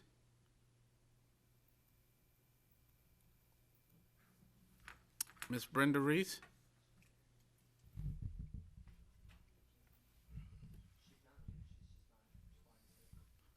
Ms. Reese, can you hear me? Are you on mute? No. Okay. All right. All right. Thank you. That will move on to the public hearing. Again, the public hearing, individuals desiring to speak at the public hearing must have signed up to speak with the city clerk by name and address before 7 p.m. this evening. 15 minutes will be allowed for each side of the issue at the public hearing. Individual speakers will be limited to 3 minutes each unless by previous arrangement a single spokesperson is designated, in by which case the single spokesperson may use the entire 15 minutes. When the city clerk calls your name or you're recognized, please begin to state your case. Start with your name and address for the record, then you may address the city council. You will be notified by the timer when you have 30 seconds remaining, and at the end of your allotted time, the time will expire. Mayor This Colvin, time, Mayor Colvin, I had a quick question about how the first caller, he was calling in for, and I just want clarity, he called in for this item, and I believe I heard that he was told that somebody would call him, and I just want clarity if he was calling in to participate in the public hearing for the council to hear, but somebody's going to call him with his concerns. How does that yes, ma'am. work? I think what he said, what made his a little different, he said that he would like to ask or talk to someone about it, and then we offered to connect him to PwC's representative. But he said if I didn't talk to him, then I would just, complain about being annexed in. So I think he had an interest to actually speak to someone about. Okay, I just wanted to clarify. Yeah, no, good point. Good point. And I want to make sure that we did make that connection with Mr. Brown and the first caller, Mr. Carlos. So let us affirm that, okay? Confirm that. All right. At this time, Mr. Manager, who's presenting the first item? This is a Phase 5 annexation, Area 21 public hearing on the preliminary assessment rule. So Mr. Brown will be walking us through this presentation. Mr. Brown? Mayor, can you hear me? We can, sir. And before you get started, did you connect with that first caller, Carlos? I have his name. I will connect with the clerk tomorrow and get his information so I can contact him. Okay, thank you. Jennifer, could you do the first slide? Yes, sir. Thank you. Mayor, this is the presentation for the public hearing and members of council. There is no action asked of you today. You will be asked to adopt the resolution with the assessment and the interest rate for the assessment at your May 26th hearing in 2 weeks, two weeks from tomorrow. So, Jennifer, could you go back one slide, please? I just wanted to make sure, because normally at these hearings, I'm able to meet in person with the people after the public hearing so that they can I can answer their questions. So on this slide, I show my mobile phone number, 910-391-8209, and my email address, mark.brown@faypwc.com. And I encourage anybody who sees this presentation or otherwise who has any questions for me about the assessment for this area to please contact me and I'll answer their questions. Thank you, Jennifer.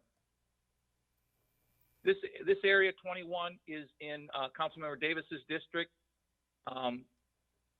Aaron Lakes West. Every property in this area is a single family residential property, and therefore the assessment roll is all $5,000 for every property in this area. Next slide, please. So I'm going to give you a little overview of what we've done so far to date, what the project schedule is, what the cost of the property owners are, and what financing options are available to people who will be assessed. So in August of 2016, we mailed survey notifications.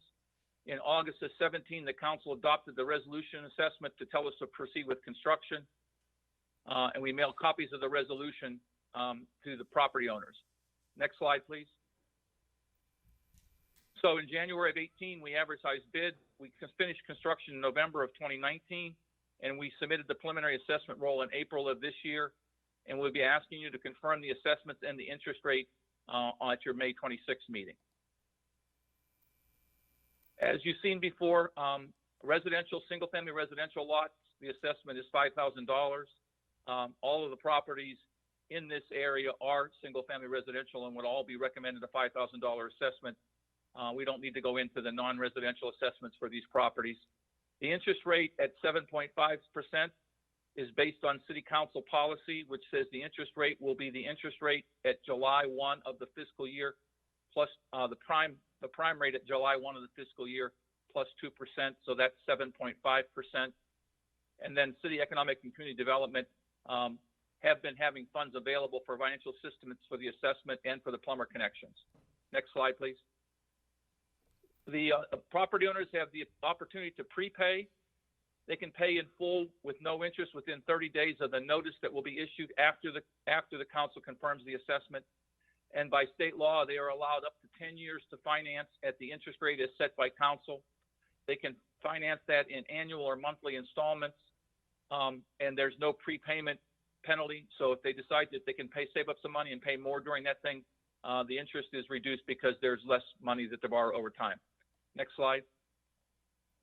And again, I just want to emphasize, if anybody has any questions, and I will reach out to Mr. Davis, who was on earlier, but please contact me on my mobile phone, 910-391-8209, or by email at mark.brown@faypwc.com. Thank you very much. I'm ready for any questions. All right, thank you, sir. With that, I will open the public hearing. Madam Clerk, can you call the first speaker? We just have one speaker for this item, Miss Vicky Britton. Hi, Ms. Britton.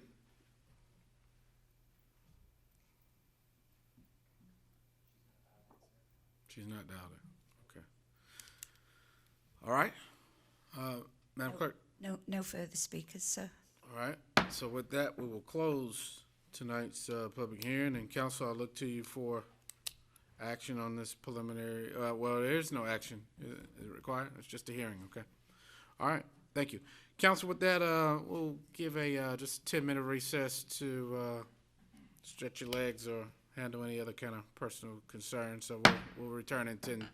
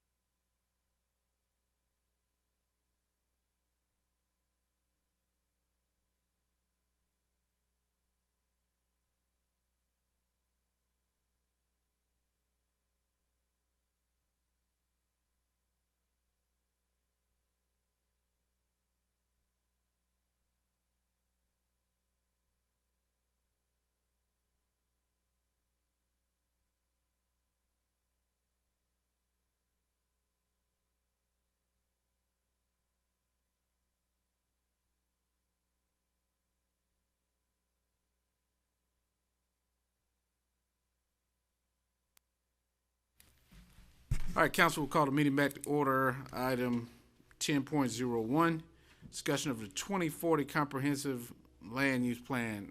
Mr. Freeman, how are you? Good, sir. Mayor and City Council, Taurus Freeman, Planning and Zoning Divisional Manager. What we have for you tonight is a continuation of the 2040 Comprehensive Plan, which consists of the Future Land Use Map Plan and the Demographic Profile Report.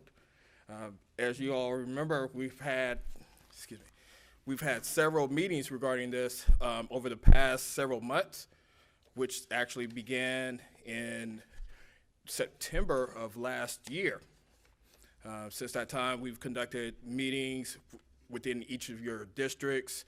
We've had public forums, we've had surveys, we've met with various groups to go over our plan, and we try to have answered any questions that they may have.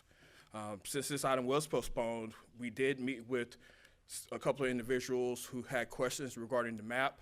We have made map revisions to it that you all have tonight. As of yesterday, we did have another citizen contact staff and with some more possible revisions. Tonight, we'll just be discussing the plan itself and some of the map, some of the characteristic areas, and we'll address some of those before it comes back to you all at a later date. On the line, I have Jake Petrosky with Stewart Inc. He's our consultant. He has been working with us since the very beginning. Their firm actually worked with us for the downtown urban design plan, so they are quite familiar with our city and our land use issues.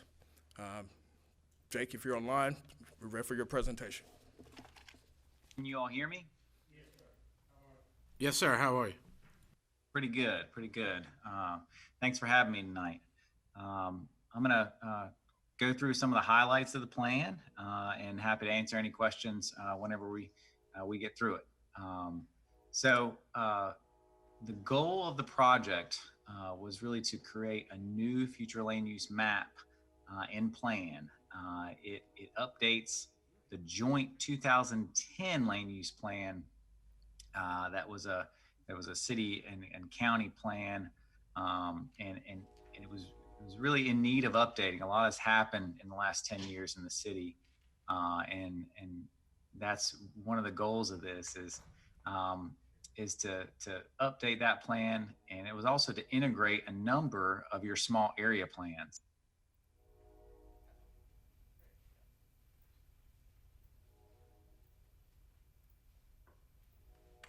Are you there? Did I lose you? No, sir. We have you. So you all have a number of adopted small area plans that provide land use guidance and act as kind of neighborhood plans, if you will. So we kind of rolled those into this update to where we acknowledged a lot of the work that has been done as part of that.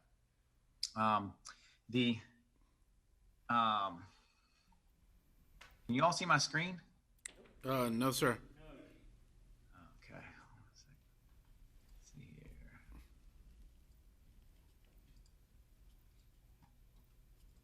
Let's see here. I'm only on the first slide, so you didn't miss anything, so don't worry.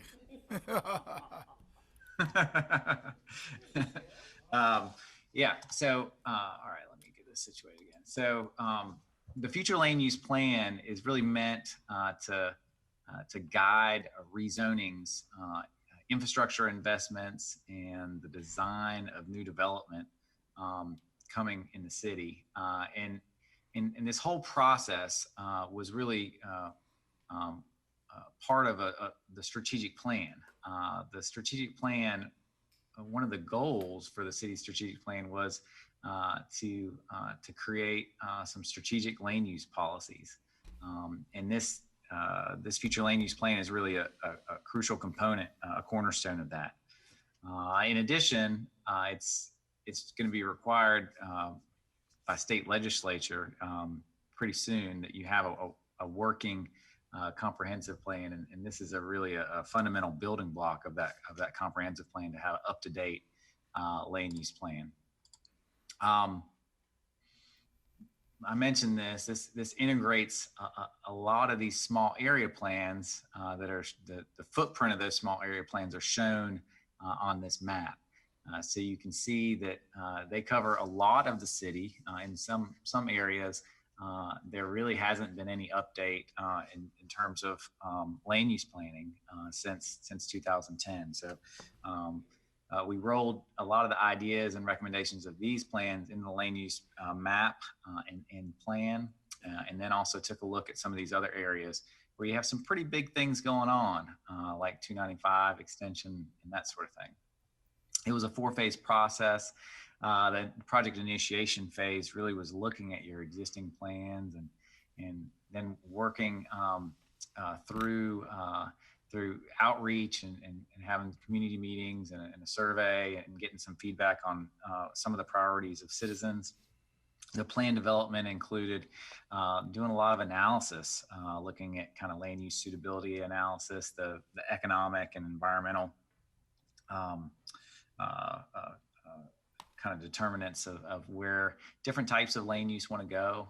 And now we're kind of in that last phase. We have a plan in draft format, and we want to move forward with adoption and implementation. And just to kind of paint the picture of where we're coming from and some of the big highlights of what we heard, we did hear a lot about preferences. So commercial development preferences, what people wanted. They wanted, more infill and reuse and some lifestyle centers and mixed use development. They were interested in kind of some employment bearing uses as well. Only in the right places like strip commercial development and manufacturing and industry. Just be careful about where those go, and that's something we heard. In terms of residential, predominant kind of preference was for low density residential, but also walkable mixed use, and some medium density residential as well. Conservation subdivisions or subdivisions with a lot of open space or parks were preserved or were preferred 2-to-1 over conventional subdivisions with all lots and no open space. So there was a lot of preference for that. Survey results related to what types of development should we encourage. Redevelopment was a really big theme of the feedback we got, and people gave us a lot of very specific ideas for where they'd like to see redevelopment. So we tried to embrace some of those ideas as well. Some trends that you all are dealing with as a city. This is nothing new. We just put some numbers to it to hopefully shed some light on trends that you are already seeing. There are a lot of underutilized commercial corridors in the city, meaning that you had vacant shopping centers or a partially developed shopping center or a vacant commercial building. About 36% of commercial properties are underutilized, meaning that the land value exceeds the building value, which typically means it's an older building or hasn't been kept up to date. And 1/3 of those total properties are less than 2 acres. So new development standards in your unified development ordinance that require landscaping and some design requirements are incrementally improving a lot of these areas as redevelopment occurs. And this is a picture of Panera down there on the north side of the city is an example of what was an underutilized shopping center that has been, redeveloped and looks really good. So this is a good trend and something that is an issue you're dealing with, but you do have some good trends in certain corridors there. This is just another way to look at commercial strip underutilized areas and redevelopment potential. This is showing Bragg Boulevard and Murchison and Yadkin Road. And just along Bragg Boulevard, there's 116 parcels that are zoned commercial, and a lot of them are underutilized, and a lot of them are under 2 acres. So this is an example that shows a need for some higher standards for small commercial properties, because those properties could be redeveloped in the future and could be a lot different than they are now. A couple other trends: residential growth in the form of single-family homes and neighborhoods is definitely a trend in the West, and apartments are a new trend on the north and west side of the city. Market trends are towards smaller lots and limited open space, even though the public prefers more open space. So that's kind of a part where market trends and public preference diverges a little bit, and we have to kind of walk the line and balance that. Aging neighborhoods, there's some older neighborhoods in need of reinvestment, and military reassignments could be accelerating some neighborhood aging in some areas. So that's something that we need to think about. The plan has some big goals that we want to focus growth in and around infrastructure and strategic areas, promote economic and commercial development, foster safe, stable, and attractive neighborhoods, preserve and enhance environmental features, and recognize and protect the military installations and educational institutions, and also encourage redevelopment in key areas. And these were born out of your previous planning efforts, including your small area plans, but also based on some feedback that we got during the process. This future land use map is kind of a draft. It's we have updated it a little bit, and I'll mention some of those updates based on feedback that we've got. But each color on this map represents a character area and a set of policies and kind of design criteria that we want to achieve with each of these areas. So I'll point out some highlights of it and just in individual areas. So we did put a lot of work into looking at the I-295 interchange areas along with city staff and making some recommendations of those areas. There's a lot of opportunity along those for all kinds of different kinds of development, employment centers, and in some cases commercial or mixed use areas, and also some residential. The residential side of things is differentiated between low, medium, and high density residential areas. There's different scales of mixed use areas that are recommended, and different non-residential classifications, so different high impact uses versus more low impact uses. There's a focus on redevelopment in general. The policy recommendations really talk about redevelopment a lot and balancing opportunities with protecting existing neighborhoods. This incorporates ideas from the downtown master plan and Murchison Road study and all those other small area plans. And each kind of character area does have some policy-based recommendations as well. Recent updates, we did make some edits to some areas, the Ramsey, North and South Ramsey corridor and Stony Point area, Rayford Road area and Legion Road area. And most of the changes were from residential categories to either commercial or mixed use categories to acknowledge existing zoning or potential for those commercial centers. And these slides just talk about a little bit of the character areas. So you have the map, hopefully, that you're able to review along with the agenda packet. But it's kind of built around these different character areas. So downtown is a different area that we really wanted to treat differently. It's the cultural and entertainment and social heart of the city, and has taller buildings and different design criteria. The regional centers are kind of larger commercial centers with a regional draw. And example of this is like Cross Creek Mall, for instance. Community centers are more your serving a subset of the city, and with 150 to 400,000 square foot of non-residential space, and some vertically mixed uses, but mostly non-residential on ground floors and some offices, some multifamily sprinkled in as well. Rayford Road is an example of that.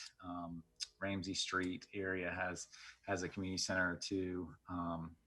And then neighborhood mixed use. This is the smaller scale neighborhood serving commercial and mixed use area with some vertical mix, meaning multiple story development in certain areas, but mostly smaller scale to fit in the nearby neighborhood. We have also highway commercial areas like Cedar Creek Road interchange at I-95 and Claude Lee Road interchange. These are really higher intensity non-residential uses that are unlikely to accommodate residential uses. Employment centers, which includes office technology and manufacturing and some of the heavier uses, and then office and institutional that are more light industrial office or flex or warehouse, and include some large institutions like the VA hospital and large school campuses, that sort of thing. Rural areas, these areas are mostly east of the Cape Fear River. There's additional areas along the city's periphery where there are larger lots that may be actively farmed, and then and also some voluntary agricultural district parcels fall into that rural category. But these areas are unlikely to get utilities in the near term, and likely to remain rural. There's not many of these, but really governed by that either existing farming or lack of utility access. Low density areas are widespread. They have utility service. There's a lot of new single family residential neighborhoods. These are kind of the yellow areas on the map that are most widespread. And usually for 1 to 4 dwelling units per acre, and suburban in character. These open space subdivisions that are kind of the striped areas on the map just show where there's some potential undeveloped areas with some sensitive environmental features, and might be opportunities for open space subdivisions where you can cluster some residential and preserve some more open space and some of those sensitive environmental features. As far as other kinds of residential, the medium density residential areas are primarily single family, but there could be some small scale attached duplexes or townhomes or small scale apartments. Higher density or examples of medium density residential areas include the Bonnie Doon neighborhood and some of the close in older neighborhoods that naturally have a mix of lot sizes and unit types. Residential areas between Cumberland Road and Rayford Road. High density residential areas are townhomes and apartments. And there's a lot of newer development that fits this criteria, like the View or Bellagio or things that are happening around 295. One of the other character areas that we talk about in the plan is neighborhood infill and redevelopment. These are groupings of residential properties that are underutilized or have a lot of vacant parcels. They're often surrounded by older housing stock or neighborhoods. And one of the goals here is figure out some ways as a city that you can increase private investment and revitalization of these neighborhoods. One way to do it would be to allow increased mix of missing middle homes with higher standards. These would be smaller scale products that would fit in single family neighborhoods, and more work would be needed to define these standards, but you could incentivize some investment and redevelopment while protecting the neighborhood character in some of these areas, really mimicking some of the older residential neighborhoods that are quite exemplary, like Haymount and others. And then there's also some recommendations for commercial strip redevelopment. These areas are really groupings of commercial strip development properties that are very underutilized or failing, often older buildings on older corridors. And the objective or recommendations here are increased private investment in redevelopment of these failing strips. And one way to do it would be to encourage some of these vacant areas or really underutilized properties to redevelop it for a mix of uses or higher density residential to support the commercial areas nearby that are active and viable. And this is just a product of land use policy in the 60s and 70s and 80s where commercial development was approved where it really didn't have long-term longevity because it doesn't have good access or visibility or that sort of thing. It might be more appropriate for a higher density residential development. Yadkin Road is the example on this map. So that's kind of an overview of it. The implementation of this plan, what does it mean? Well, one is to adopt a plan and map and use the map to guide land use decisions. This is something that is a resource for citizens and planning board or planning commission and you all and staff to kind of guide development design and guide rezoning decisions moving forward. Another key piece of implementation would be update the other elements of the city's comprehensive plan. This is a cornerstone of it, but there are some other elements that might do well to be integrated into a comp plan, like approach to kind of utilities and public services, transportation issues that really are related to future land use, parks and recreation ideas, and that sort of thing. Another implementation recommendation is to look and remove barriers for reinvestment and redevelopment. Looking at your land supply and the growth of the city, you all are going to transition from a city that has mostly expanded and to land that is undeveloped to a city that most of the growth is occurring as redevelopment in underutilized areas and areas that are well located but just have aging building stock. So think about ways to do that. And we've put together some ideas in the plan, but obviously more work is necessary. Coordinate efforts among departments to create opportunities. There's a lot of places where there's a variety of issues going on. You have underutilized properties where there are stormwater issues and there's a public safety issue, and really thinking through how to encourage infill and reinvestment in areas and accomplish a lot of different goals and address a number of different issues is something there's going to be a lot of opportunities for in the future, but it takes coordination among a number of departments to come up with good neighborhood plans to address that. And number 5 is just increased public engagement efforts in support of the goals and action steps in this document. I think as we look forward, increasing public interaction during the comprehensive plan process and that sort of thing is going to be something that's really critical for the future of the city. And hopefully we started the dialogue, but it will continue. So I think that's it. That's all I had. Happy to answer questions about particular pieces of the future land use map or any other questions you may have. All right, thank you, sir. We do have several questions that I did have a couple for you. You talked about that the survey showed that there was a high concern for redevelopment, and as you stated in your presentation that we have a number of vacant commercial properties in some underutilized areas. How do you, first question is, how do you recommend we address that to encourage redevelopment? I think we've tried for a number of our corridors, Murchison Road, Bragg Boulevard, you pointed out, that have underutilized commercial properties. That's one question.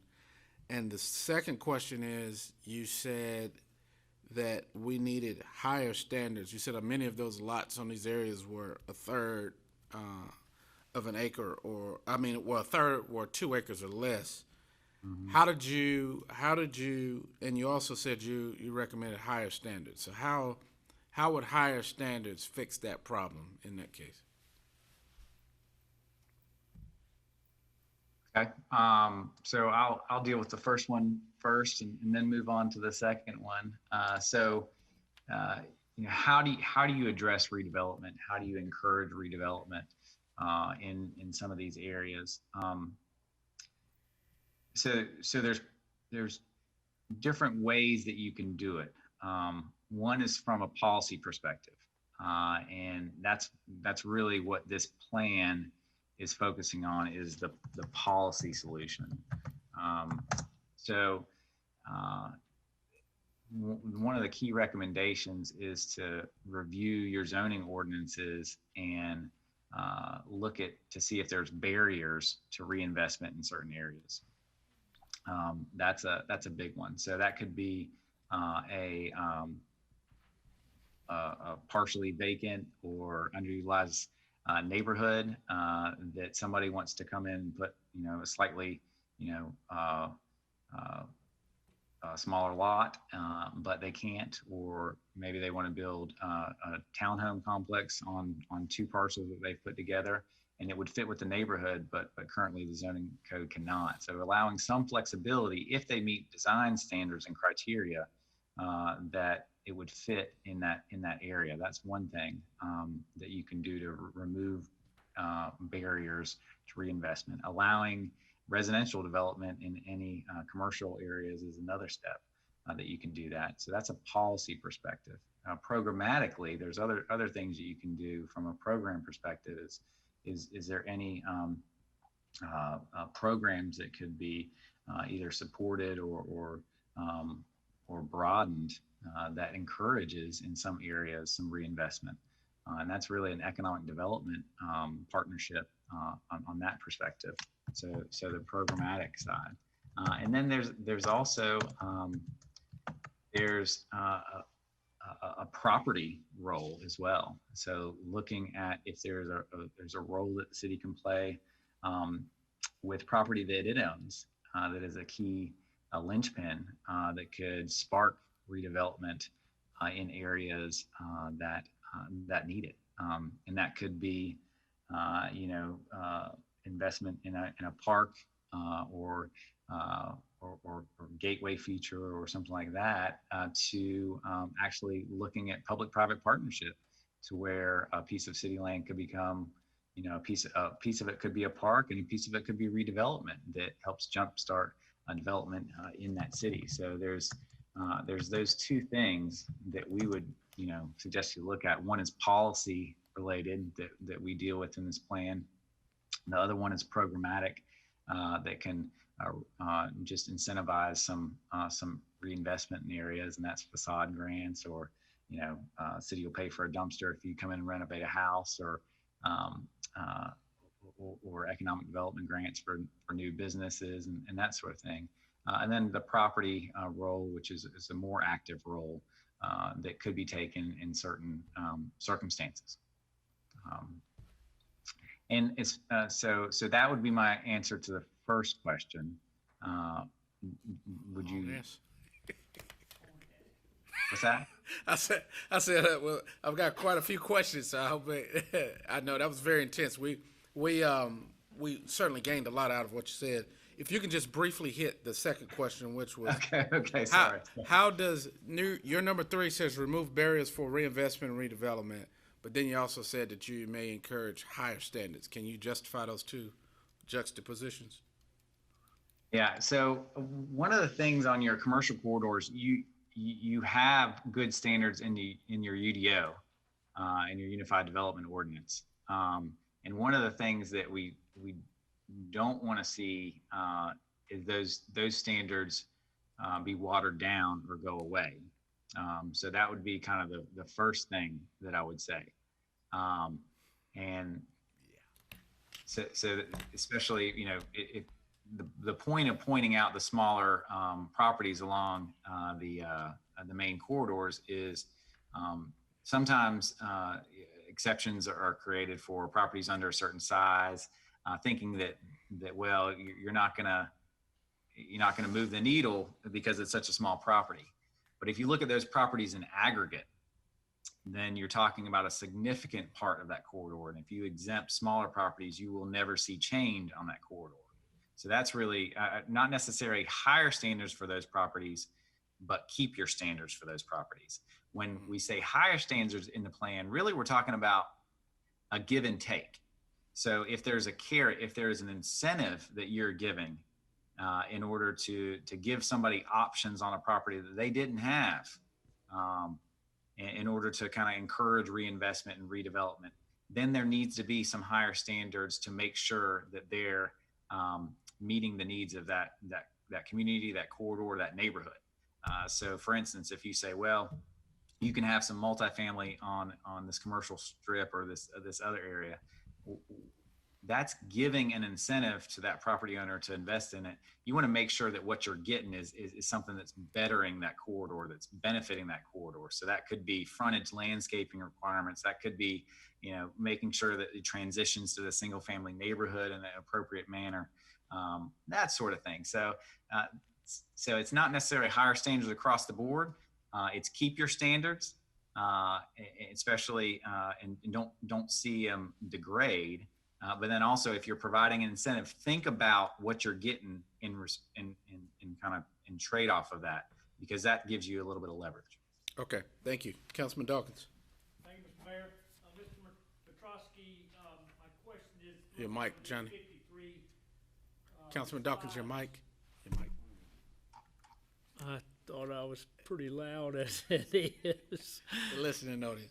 Thank you, Mr. Petrosky. Looking over these slides, we need to improve our economic development for downtown, and it looks like you are recommending some zoning changes to walkable mixed use for the downtown area, counting all the way out to the river. Is that a good, broad, general statement to make, that you're wanting us to go vertical versus horizontal? Is that a fair assessment of what you have shown us? Yeah, I think that's a fair assessment. I don't know all the way out to the river, but certainly bigger than the current downtown zoning district. Okay. I think right now you have a downtown zoning district that I really wouldn't change. I think it's really written quite well, and it achieves a lot of the goals that you want to do in and around downtown. But then if you look at your current zoning, that downtown district is ringed in suburban commercial zoning, which requires big setbacks and big parking lots up front. And really it's essentially creating a moat of urban design around your downtown where you don't really feel like you're in downtown, and it doesn't really work with that transition. So that's what we're recommending, is think about downtown a little bit bigger than you have, and it might not be expanding that downtown zoning district, but it might be creating a true transition, whereas right now you don't have an appropriate one. All right, thank you. Thank you, Mr. Mayor. Thank you. Councilman Hare. Thank you, Mayor.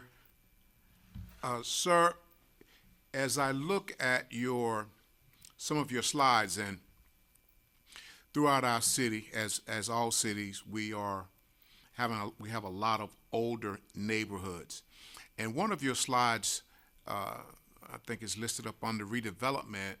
You stated tax incentives, and I think you just said in incentives period. Is there any other, because we talk about this quite often, is it any other detailed recommendation where we can get more investment into some of our older neighborhoods? Now, I see what you have on the slide here for neighborhood improvement, or you call it a NIR. Is it any, can you give us any additional details? I mean, you say private investment, and you say to revitalize the neighborhoods. Is there any more details you can give me for that? So one of the parts of what happens in those older neighborhoods. I'm asking that. Be careful. Sorry. No, sir. I'm sorry. You go ahead. I'm sorry. So I think even if you look at a neighborhood level, it comes down to those three things. What policies can you do? Can you change at the city level, at the neighborhood level, to move the needle and make investment more attractive? You have to balance that with your neighborhood character and make sure that you're balancing, that flexibility or whatever you're providing with preserving what the neighborhood wants to preserve. But that's certainly one thing. So allowing a mix of smaller scale, detached or attached housing in medium density residential and neighborhood improvement areas, as identified on the future land use map, is something that we would consider doing. You have situations where you have really well located neighborhoods that were built in the 50s that are aging, and a lot of people would want to live in those neighborhoods. But it's about this balance between preserving the neighborhood intact and allowing some reinvestment. And it's not going to be the same for every neighborhood, but considering some additional flexibility in lot size or housing types in some of these neighborhoods. In some case, it might be allowing smaller lot patio homes or duplexes or triplexes or quadplexes or small scale townhome developments that could be, or it could be a dimensional flexibility. So, if you're allowing a setback variation or reducing parking requirements in some areas, and really to get some reinvestment there. It depends what is palatable in that district, and there's some more conversations that are needed. But there are some of your zoning districts are kind of prohibitive to change, and some of that reinvestment might require some adjustment. But I think there's a balance, because you could have design standards that be implemented to encourage that compatibility, like architectural standards, open space requirements, parking design criteria, planting requirements, things like that you can offset any impacts that they might have. So that's a big one. In addition to those, what property do you have in play? How can you kind of facilitate public-private partnership or private investment around that property, or any programmatic changes? Thank you, sir. Thank you, Mayor. Mayor Pro Tem. Thank you, Mr. Mayor. I just have a few questions, and I'm looking at slide 19, if you want to know where I'm looking at. I'm going from the Ramsey Street corridor, 401. So from Tokay Drive all the way up Ramsey Street, there's different levels. There's different levels there, and I guess my concern is, so we have like a level of community center, we have, the Goodyear plant, but we have little pockets in Ramsey Street that is residential, and I'm assuming that you are familiar with Ramsey Street. Is that correct? Yes, ma'am. Okay.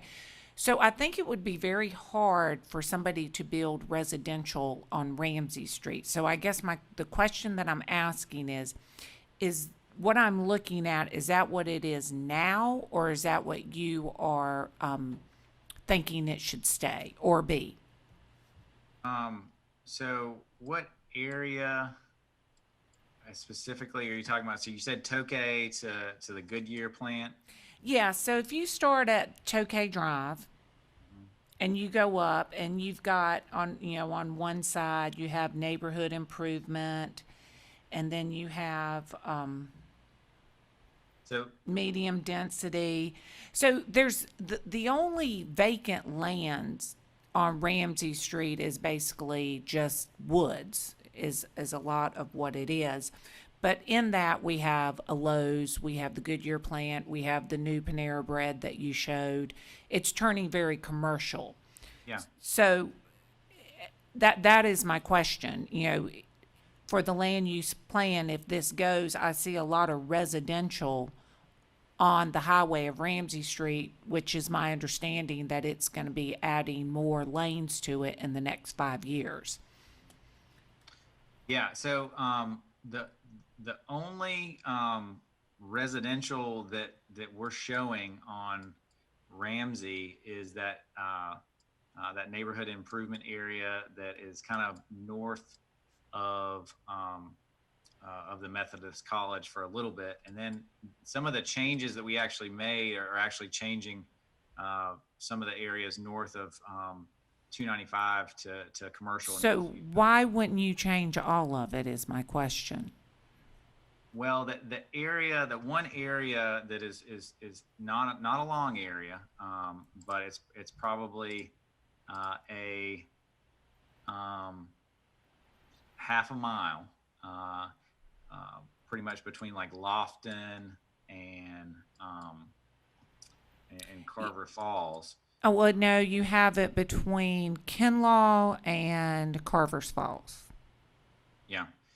So that area doesn't have great access for one, and it's mostly higher density residential in character, and to prevent kind of the stripping out of that area to commercial is why we would recommend probably some medium to higher density residential areas in there. You will have a lot of commercial underutilized land. So every time you approve commercial farther out, you're essentially you're not necessarily filling it all with new commercial. So it's something from an aggregate level. We think it's really critical to think about where strategically the commercial is most long-term viable. So I guess my concern on that is you have it on both sides of where between you're talking a half a mile on Ramsey Street residential. Well, most of it's already residential. I mean, there's only a few parcels that are vacant in that stretch. I mean, you have all. But there's a shopping center right beside it. I think we have to talk about specifics.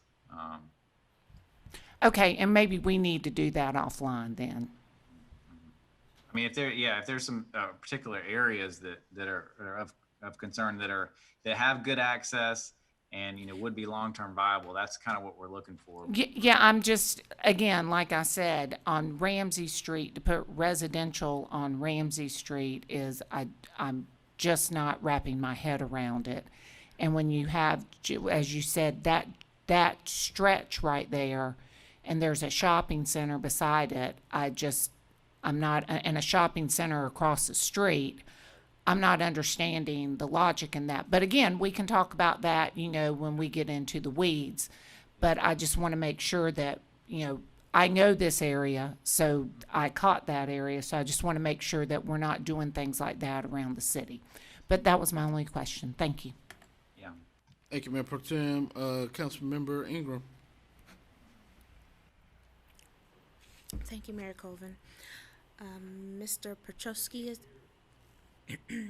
Thank you, Mr. Petrosky. Am I pronouncing that correctly? Petrosky, yeah. Petrosky, sorry. It's on. Starting off with, I noticed out of the 14 plans, 8 of them touch District 2. So out of these plans, in District 2, in a lot of these areas, majority of these areas of the plans, we have a lot of blight. And a lot of that is the renter versus owner, where an owner is more adept to keep up their properties versus a renter is not necessarily adept to keep up the property in terms of beautification, and which causes blight. I see in one of your recommendations is neighborhood input. And so right now we have our choice neighborhood, and I think that's through our economic development, which kind of turns into mixed living. But what other recommendations would you offer to us as a city where a lot of these current plans that we have, majority of them touch one single district? And what other recommendations would you have? That's the first question I have. So a choice neighborhood is, like you said, a mixed living. So the goal there is to have a mix of incomes, a mix of ages, a mix of backgrounds, living in the same place in a well-designed area. And it's a step in the right direction for that program. If I had to give you one thing that would be a recommendation, it's called the missing middle. So in our city, a lot of cities across United States and North Carolina, we're getting a lot of renter product, so apartments in the form of large-scale apartments, and for-sale housing in the form of single-family neighborhoods on medium-sized lots, let's say.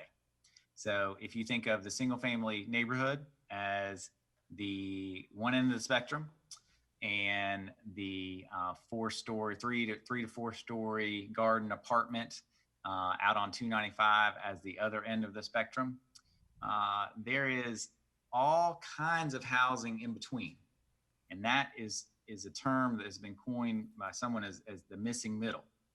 So these are smaller lot bungalows. These are small scale townhomes. These are duplexes. These are triplexes. These are quad apartments. These are condos, smaller scale condos in an urban setting. And a lot of those missing middle housing products are really meant to be for sale product because there's not a lot of large scale rental companies that are going to manage a bunch of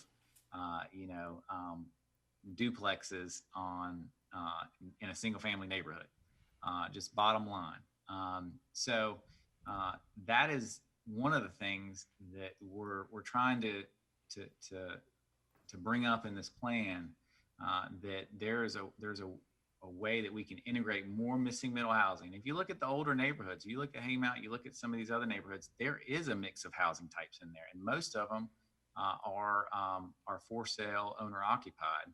It gives folks that are looking to buy more options than a $300,000 house out on the west side. So I think it's about that missing middle and providing other opportunities for entry into the owner's market is a big part of that. And that could move the needle and also address kind of the renter-owner situation and encourage reinvestment. So it's one of those solutions that, if done correctly, and with some limitations on scale and encouraging good design, could move the needle on some of these areas where they're great, well located. A lot of these areas that need reinvestment have the location, and that's part of the real estate kind of checkbox. But encouraging that mix of things to create that diverse neighborhood organically, and not have it be a large scale project where we have to assemble 80 acres. That's one way we move the needle. All right, thank you. And then my second question is, which is something that I get a lot from our residents, when they are presented with these plans, their biggest concerns is being pushed out, meaning some would say gentrification, but being pushed out. And when I look at the socioeconomic indicators, you would want to ask the same thing, because when you look at family poverty, and that consistently goes up, median gross, that goes up, unemployment, that goes up, 2000, 2010, 2017, based on receiving this future plant use, those efforts to kind of control displacement are really contingent upon the city and their efforts with private investors. Is that correct? So that last statement, say that again for me. My question is to minimize residents being displaced or gentrification. That is all contingent upon the public-private, however you say it, partnerships that are adopted when we accept future plan uses. Am I saying that correctly? Or basically what I'm asking is when we accept future plan uses like this, to help our citizens not go through gentrification or being displaced, that is all contingent upon the partners that the city goes into business with.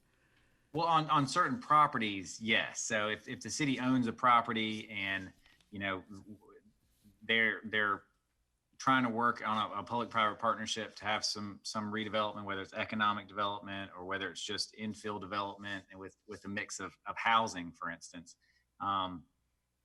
that public-private partnership, could have some criteria that you want a certain number of units that meet a certain income level or a certain median income, or it could be certain number targeted at seniors or targeted at another particular population. That's just in those public-private partnerships. So the other piece of the equation is kind of these policies that are in this plan are really meant to kind of stimulate dialogue and have more conversation at a more granular level about, okay, what is the tolerance and how do we kind of allow some flexibility but still protect existing landowners and property owners that aren't going anywhere. So finding that fine line of flexibility in certain neighborhoods, it might not be a one-size-fits-all, redevelopment overlay. It might be based on district or based on a smaller geography, but there's going to require more conversations to kind of explain options that stem from these policies. These policies are directions, but there's some details that need to get worked out. So that's something that we certainly recommend. In addition to some flexibility to encourage in redevelopment and investment, we also have a policy in the plan, a strategy that says conduct neighborhood stabilization activities. So if you're making an area more... Mr. Jacob, I didn't mean to cut you off, sir. We've got a couple other things on the agenda tonight. I know you're giving us some very detailed information. I think the managers emailed our report, but can you give us a little more of a precise answer on some of the council member questions? I still have a couple remaining. It's okay. If I Not pertaining to you. Yeah, okay. it was. I can have an offline. Yeah, I was just asking him if he could maybe give us a couple of bullet points so that we can make sure that we capture that. But I know that you're real thorough with your answers, though. Sorry. If you look at land use policy 7 in the plan, it's on page 30 and 31, and there's some recommendations there about coordination with nonprofits on affordable and workforce housing and neighborhood stabilization activities, and some flexibility that you can do. That's really where we're talking about. Thank you, Mr. Petrosky. Thank you, Councilwoman. Councilmember Wright. Thank you, Mr. Petrosky, for your presentation. I have one question, but I want to preference that with the statement of priorities. It talked about a desired place to live, work and play and recreate, quality of buildings, to also encourage redevelopment in areas of decline, improve transportation, and went on to improve the appearance of new and existing developments. My question would be surrounding gateways. Can you give us a few pointers on how to improve our gateways and what are best practices in maybe other cities? Because I think it's very important that that image coming into a city really reflects quality built environment. So can you speak on that? Yeah. And so briefly. Yes. I mean, this is related to strategy 5.2, if you want to kind of read more about it in the plan on 28. And you all have a number of gateway improvement recommendations from small area plans, but it comes down to where there's a key catalyst site with a lot of visibility that could do more for a corridor. So, you could look at filling a void, so to speak, in entering into a public-private partnership to get a building where there is none or where it's falling down. There could also be right-of-way or public realm improvements. The public realm of the city of Fayetteville is your greatest asset. And what do I mean by the public realm? It's in your right-of-ways of streets. It is your front door to your city that everybody travels along. So looking at how you can integrate landscaping, some beautification, public art, and oh, by the way, you can probably address some pedestrian facility gaps or American Disabilities Act's issues with this as well, with some streetscape improvements. So those key sites there where we can really address a number of problems and improve our front door is really what I'm talking about. Thank you. All right. With that, I didn't see any further questions. So thank you so much, sir, for your efforts in this report. This is a question for the manager. Being that this is kind of a work in progress, what type of action are you looking for tonight from council? Is this just a presentation, or are we looking for full-scale adoption? We were looking to bring this back on May 26th. The question I would ask for TARS, does this require a public hearing on the 26th? No, because we've opened the public.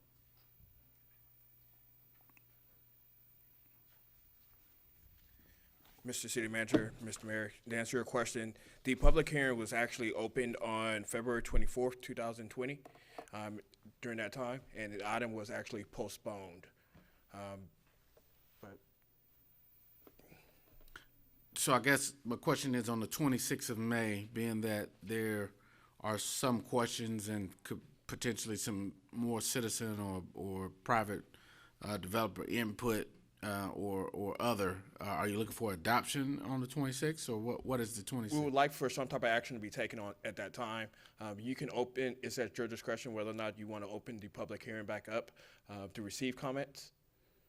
Or you can place the item on the consent agenda. But we'll be working with some other entities to try to look at some of their questions or concerns regarding the future land use map itself. So as it relates to that, when a plan is adopted, how is it amended? How can it be amended if it's a work in progress?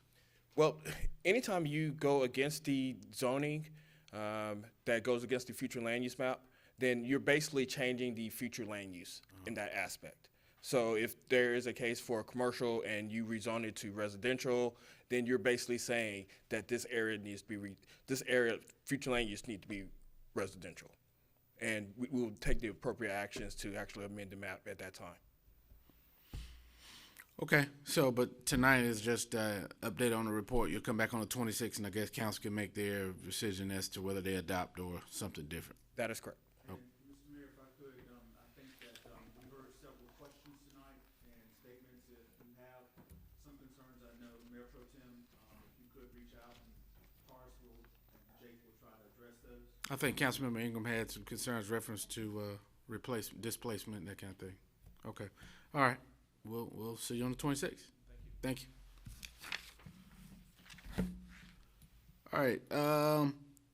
Council item 10.02, the Council COVID Response and Recovery Committee report check-ins. Mr. Manager, I guess.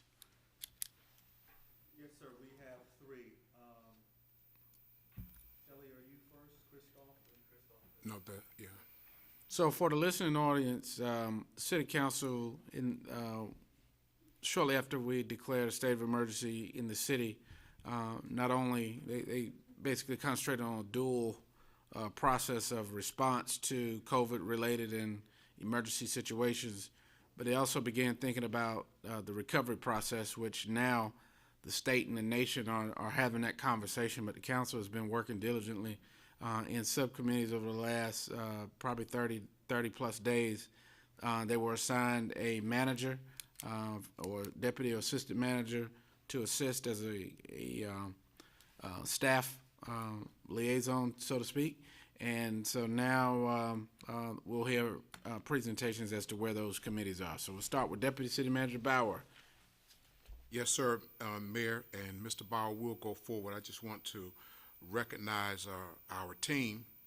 I think we did a pretty good job in putting a lot of information together for our neighborhood revitalization improvement task force. But one thing that I really liked about our group is that, well, our objectives is that a lot of what we're doing now, our objectives already meet because we do a lot of these things now. And Mr. Bauer will kind of take us into that. But I want to thank Councilmember Ingram, Councilmember Waddell, now Mrs. Weeks, that used to be Mrs. Driggers, that helped us, and I think Mr. Ham, one of our lobbyists. So we're just going to move forward and just let our deputy manager kind of bring it all together, what we did. Thank you, sir. You're welcome. This is the purpose statement that the committee and the task force developed, and it really was taking a look at what opportunities may be coming available through the CARES Act and other resources to address the issues identified in this statement. And we really did a pretty good job of trying to look for what's out there. And a lot of it was looking at the CARES Act and seeing if there was anything that any funding we could tap to address these issues. As part of that, we brought in our lobbyist and had them help us understand that very complex and long statute. I think the task force asked for a copy of it. I think over 800 pages. I shared it, and you read it all, right? You guys, every word. I figured that was. But we did go through it, and I think that what we found out, and it took us a little while, was that the funding that came through the CARES Act was really focused on programs that already existed. So they didn't really create any new programs. So there wasn't really anything for us to sort of reach out that wasn't a program that already existed. It provided new funding through those existing programs, and that a lot of those programs come through our Community Development Block Grant program, and some of those programs come through our Housing Authority, and that's why we brought in Ms. Weeks to talk to us about what the Housing Authority is doing with the additional funding that they're getting through the CARES Act to help our community and what they're doing in that area. We also talked about what resources the city currently utilizes for infrastructure and development, and talked about Powell bill funding, which some of you are sort of very familiar with, that we utilize for our street maintenance funds and how that resource is utilized. And what we really focused on, and after we started going through all of this, is we focused down on these sort of these 6 ideas, 6 or 7 ideas. And community development block grant funding, when that sort of applies, those programs is not just for neighborhood revitalization, but it also helps in I think all 3 areas. And we've, as the community knows, we've got $900,000 of funding that the community needs to go through a program of developing how that is going to be allocated among the different uses. Home funds, similarly, and choice neighborhoods. So we actually have a choice neighborhood program that council has authorized us to start the process of applying for a choice neighborhoods grant. That's a 2-step process. The first is you apply for programmatic assistance, and then you use that funding to actually prepare the full-born grant, which you go out and try to get part of the allocation. I think that our lobbyist told us there's something about $32 million awarded through the Choice Neighborhoods program nationally on a competitive basis. So every year. Million or billion? Pardon me? You said million or? Million. So we'll be competing for that, assuming we're successful on the initial phase and get through our programming, and then go out and actually apply for a portion of that funding in a subsequent year. Section 108 loan guarantee program is something that we've used in the past. It's something that we used actually in the downtown to assist with, I always forget the name of this building in the downtown. Capitol, thank you. The Capitol, we gave a loan program to that. It's something that we haven't, we're still paying off that loan, I believe. Once that funding is sort of cleared up, it's something that we'll have to bring back to council again to talk about how we can use that resource to revitalize neighborhoods or otherwise invest in our community. The two pieces that I was not familiar with was the Self-Help Homeownership Opportunity Program and the Family Self-Sufficiency Program. So those are two programs that we're going to look a little bit deeper into to see if those are something that's a new resource we might be able to make available to the community. The Surface Transportation Block Grant is a program that we actually do utilize. It's a program that we have accessed. It's a shared funding between us and the state where we can leverage city funds to do sidewalks and other improvements, and that's something that we actually utilize fairly regularly. So we talked about these recommendations. One was to actually look at a housing bridge loan program, not too dissimilar from the one you actually put in place tonight. To talk a little about a rental mortgage assistance program through the CDBG funding, the $900,000, and then to also look for federal and state funding as well. So those are kind of the recommendations moving forward, and I think that was the focus of the task force efforts. Did I miss anything?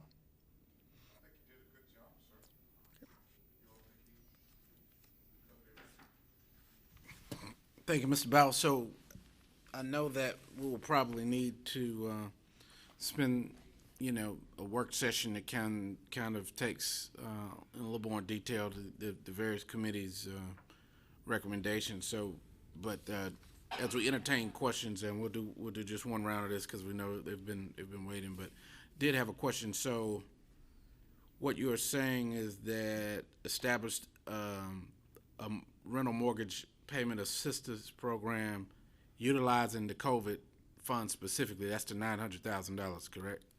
That's correct, and we actually have a nice handout, which I think we included in the materials. It's called North Carolina Housing Coalition. It's a summary document that talks about how those fundings can be used. Right. And toward the bottom, it talks really about how it can be used for a rental assistance program. And that's really about, I think we have to actually submit a plan revision on how we're going to use those funds. It has to be approved by HUD. So this would be part of that discussion. Thank you. Councilman Davis. Oh, I'm sorry, Councilman Ingram and then Davis. Mr. Bauer, I thought I read it, and it might have been in the original meetings ago when we were supposed to present. However, first of all, thank you so much for working with us and being flexible and attentive to what we were asking. However, I in my request, and I think it was the Friday where I asked that we meet one final meeting, I asked that we have pretty much a match campaign that will match what we were offering pretty much for the $250,000, and I'm not seeing it in here. Right. Now, I think that as we discussed, certainly getting additional funds to match the 250 would be a tactic that we could implement at the time that the council authorized us moving forward to create this program. Okay. So it's it's the next step. Okay. I just wanted to make sure that we were still within that, what I was requesting. I think the example you used was when we did the Good Neighbors program. Yes. And council provided some funding and we set up the program, and then as part of that we actually found a partner that brought additional funds. I think that would be an opportunity, should this move forward, that we could certainly pursue. Thank you. Councilman Davis. Yes, just a quick question. In the first bullet statement says establish a housing bridge loan program. What parameters have you guys discussed that you wanted to address in housing? In the program, is it closing costs? Is it to buy a house? Is it to upfit, rehab a house? Is it? I think that they were more focused on simply. Please go ahead. So, Councilmember Davis, our objective was to be able to rapidly deploy funds to individuals who are renters or homeowners who have been adversely affected by the impacts of COVID-19 in terms of being able to maintain their shelter. So one of our concerns was making sure that we were doing what we can as a city to help individuals who may be facing homelessness as a result of losing their employment or as a result of facing COVID-19 as an illness, being able to provide them the opportunity to get that revolving bridge loan to pay their rent or their mortgage. So very, very similar to what was looked at in the business committee. And so that would then kind of feed into the CDBG funds? I think the idea was, and something that we need to explore if council wants to move forward, would be that something that it's about timing. So it's how long do we have to wait for those CDBG funds to be available to spend? And is there a need for us to have a stopgap to bridge to that point? Did I hear? Okay, and just to make sure I'm clear, because I got a little, so the first and the second one are pretty much similar, but the first one would be a general fund. So it would basically bridge it until the Yeah, I think the way that Corona. Councilmember Waddell put it, is the best case scenario would be that if we could deploy those city funds and then be reimbursed Then through the be federal reimbursed. Okay, funds. that was the part I was That's looking. something that, again, I don't have an answer whether we can do that or not, certainly we got get you. to explore it. All right, Councilwoman Banks McLaughlin. Thank you, Mayor. With the housing bridge loan, I heard you mention that it'd be similar to the small business loan. Now, will it be the same requirements as far as the credit check? Or you hadn't I gotten believe that that far any yet? kind of a loan of city funds has to have that same criteria associated with it. And you have to go through a credit check, you have to have collateral. Yeah, definitely. Good, Councilwoman. So one of the things that we discussed was we wanted to be as encumbersome as possible, given the fact that it has to be COVID related. And so we really did look at the business committee's outlay as an example. And we really felt like that the credit requirement that was in place for the business, where as long as your credit score is 640 or better, no collateral required, less than 640 potential of collateral. So we really were looking for, again, rapid deployment so that we can reduce or eliminate the threat of somebody turning over into homelessness based upon, we wanted to stabilize the neighborhoods, because that was the intent of the committee, was to find a way to be able to make sure we were stabilizing communities during our response to COVID-19. I hope that helps.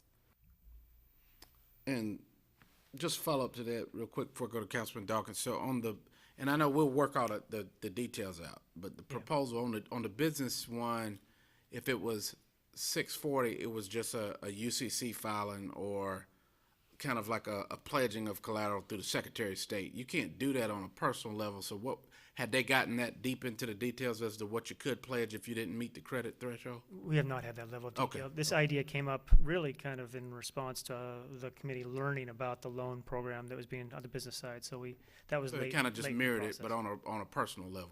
That's correct. So we certainly have some work to do if this is something council wants to pursue. Gotcha. All right, Councilman Dawkins. Thank you. We got to have collateral. I mean, otherwise it'll end up being a grant program. So I'm assuming we're going to bring this to a work session that we can dig a little deeper. And I believe that with the CDBG funds, there is an opportunity to have a grant program. But with the Right. city funds, there may be not able to have a grant program. So That's right. There's certainly some pieces that we have to do some work on. Yeah, I'm mostly concerned about the city money and not so much the CDBG. I mean, I hope we can work through the grant funds out of the CDBG.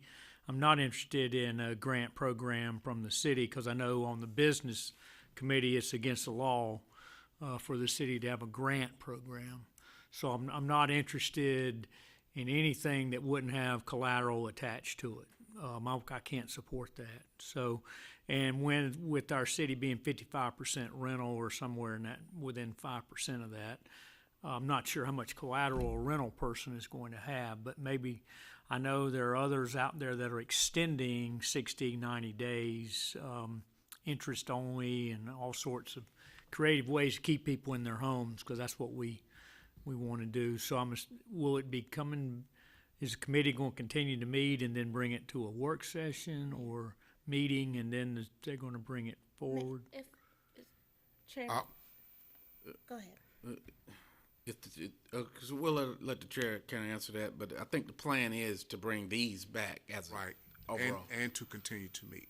And so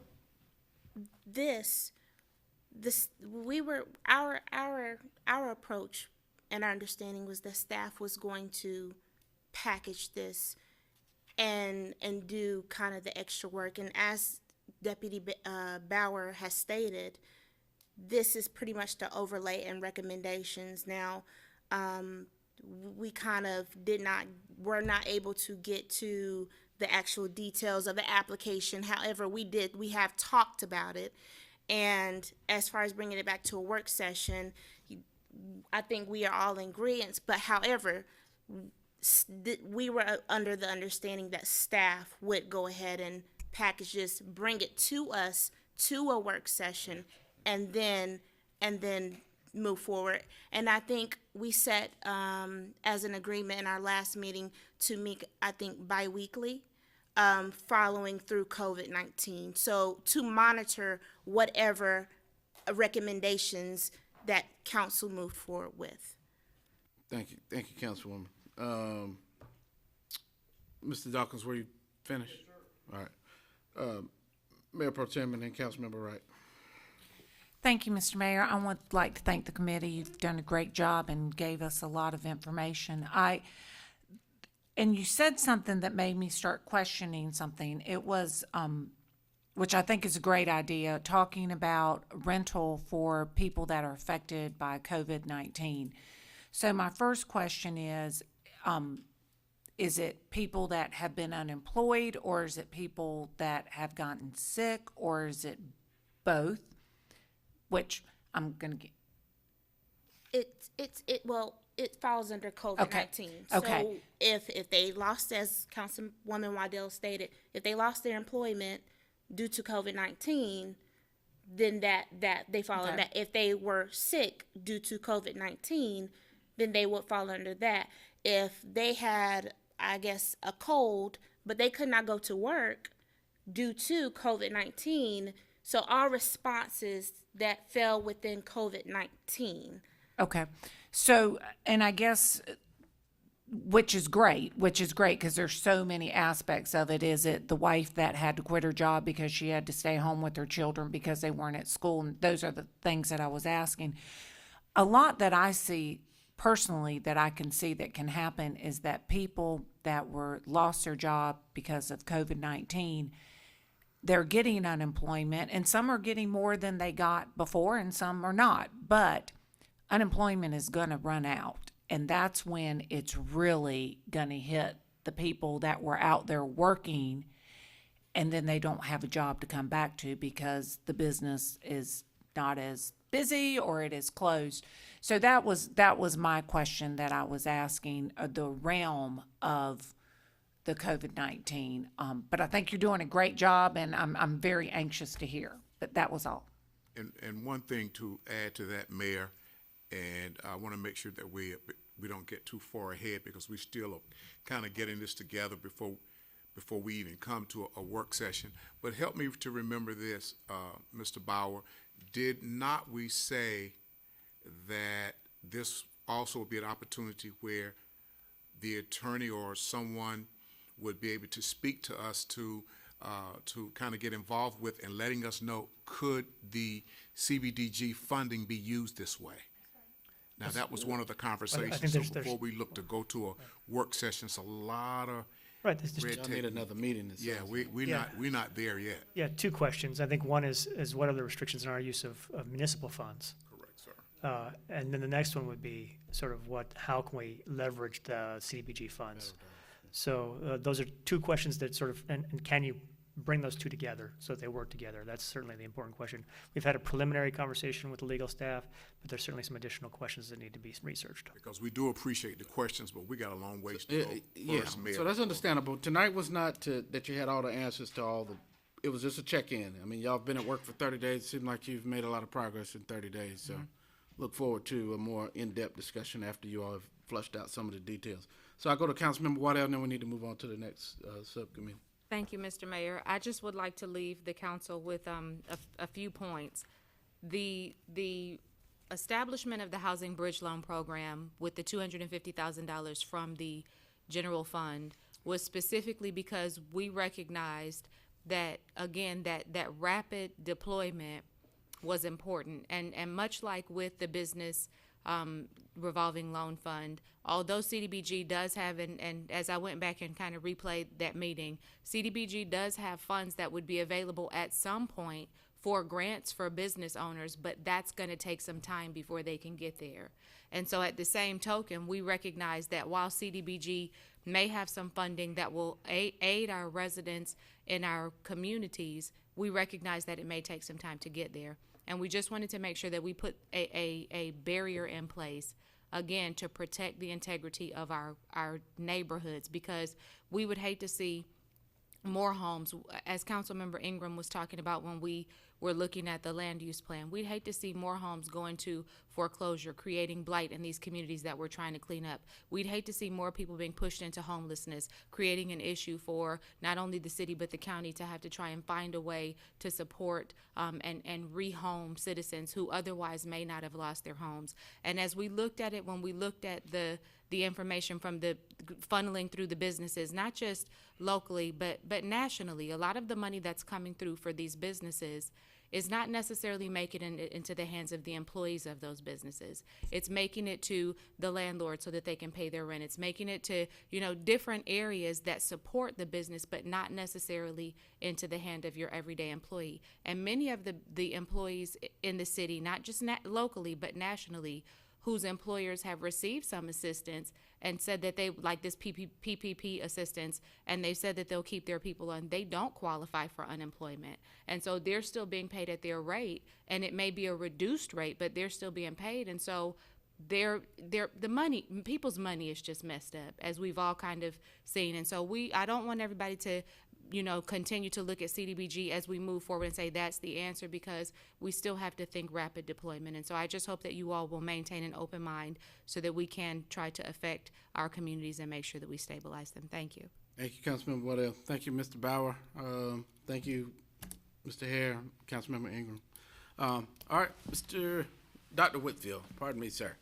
Actually, Mayor and Council, our next committee will be the Business Recovery and Economic Development Committee, which will be Ms. Angel Wright Lanier. Oh, okay. Good afternoon, Mayor and Council. Hey, how are you? Fine, how are you all? Good. All right, I'm going to cover the Business Recovery and Economic Development Task Force. So you see the purpose there. It's basically to target resources for the business community with the goal of helping our Fayetteville businesses to rebound from COVID-19. Next slide, please. We meet every week on Wednesdays at 10 a.m. and some of the key activities that we've done so far in our meetings have been to receive updates weekly. We get updates from Robert Van Giens with the Fayetteville Cumberland Economic Development Corporation. As well as we get updates from city staff, economic and community development department mainly. We've been fortunate to have our lobbyists on the phone with us several times, and that group is called Strategics. We have at least one or two representatives from that group each week. They've been working for us, and they've sent emails to our federal representatives requesting that we get additional assistance with subsequent legislation. So much like Christoph, we had looked at some of the existing programs that might have been available for this, and we found the Community Development Block Grant is available. We do, and Cindy talked a lot about this last week during the work session, but we do have currently remaining $200,000 in 1920. We have just a little bit over $709,000 coming up allocated in 2021. Programs that some of the current programs are NSRA, and Christoph referred to that as well. That's Neighborhood Revitalization Strategy areas, and then the Choice Neighborhood Initiative. Next slide, please. The recommendation, one of the main ones that you all passed tonight, we appreciate that, Council, was to establish the $250,000 of Emergency Bridge Loan Fund. And we're going to work with our long-standing partner, SEED. I'm going to take the opportunity while I'm presenting to give their number, which this information will be released tomorrow, but I'll go ahead and give their phone number, although it seems that several people have already figured that out. But it is 910-323-3377. Again, that's 910-323-3377, as well as they will be reached or can be reached at www.ncceed.org. Again, that's www.ncceed.org. So we're going to collaborate moving forward. We'll be hearing from Robert Van Giens this week when we meet again on Wednesday at 10. He's going to talk to us about the 10-point recovery plan. Right now, he and a consultant, they're conducting interviews to talk about these 10 areas to help different areas in our community recover. One or two final areas, things that we do as we meet with this committee is we advocate for federal and state funding to support the task force purpose. And then finally, the last bullet on the next slide, Telly, we support the pursuit of grant and program funds that might be available through federal and state action to support the task force purpose as well. So with that, that is my last slide, and I'll take any questions. Thank you, Ms. Wright-Lanier. Any questions for Ms. Angel? All right. Think you all did a great job. Thank you, Mayor Pro Tem, who chairs that, Councilman Dawkins and Davis, for your hard work, dedication. Look forward to follow up with a more detailed presentation. Now, Dr. Whitfield. Good evening, Council. Hope all is well with you.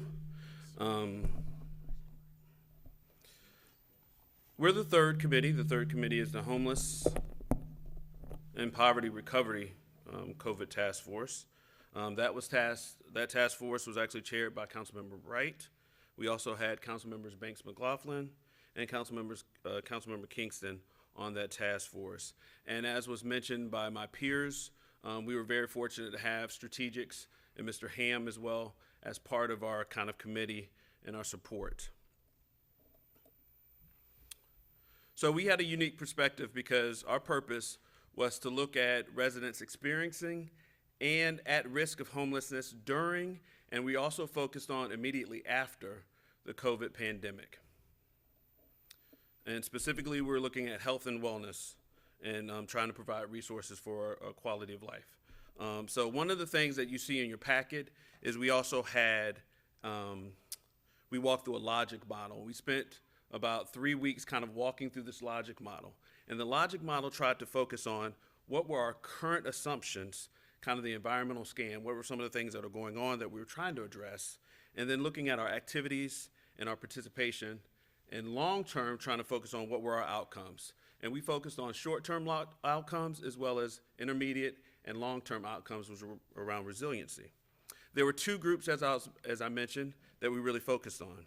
The unsheltered individuals, as well as individuals and families that are currently living in poverty or at risk of homelessness.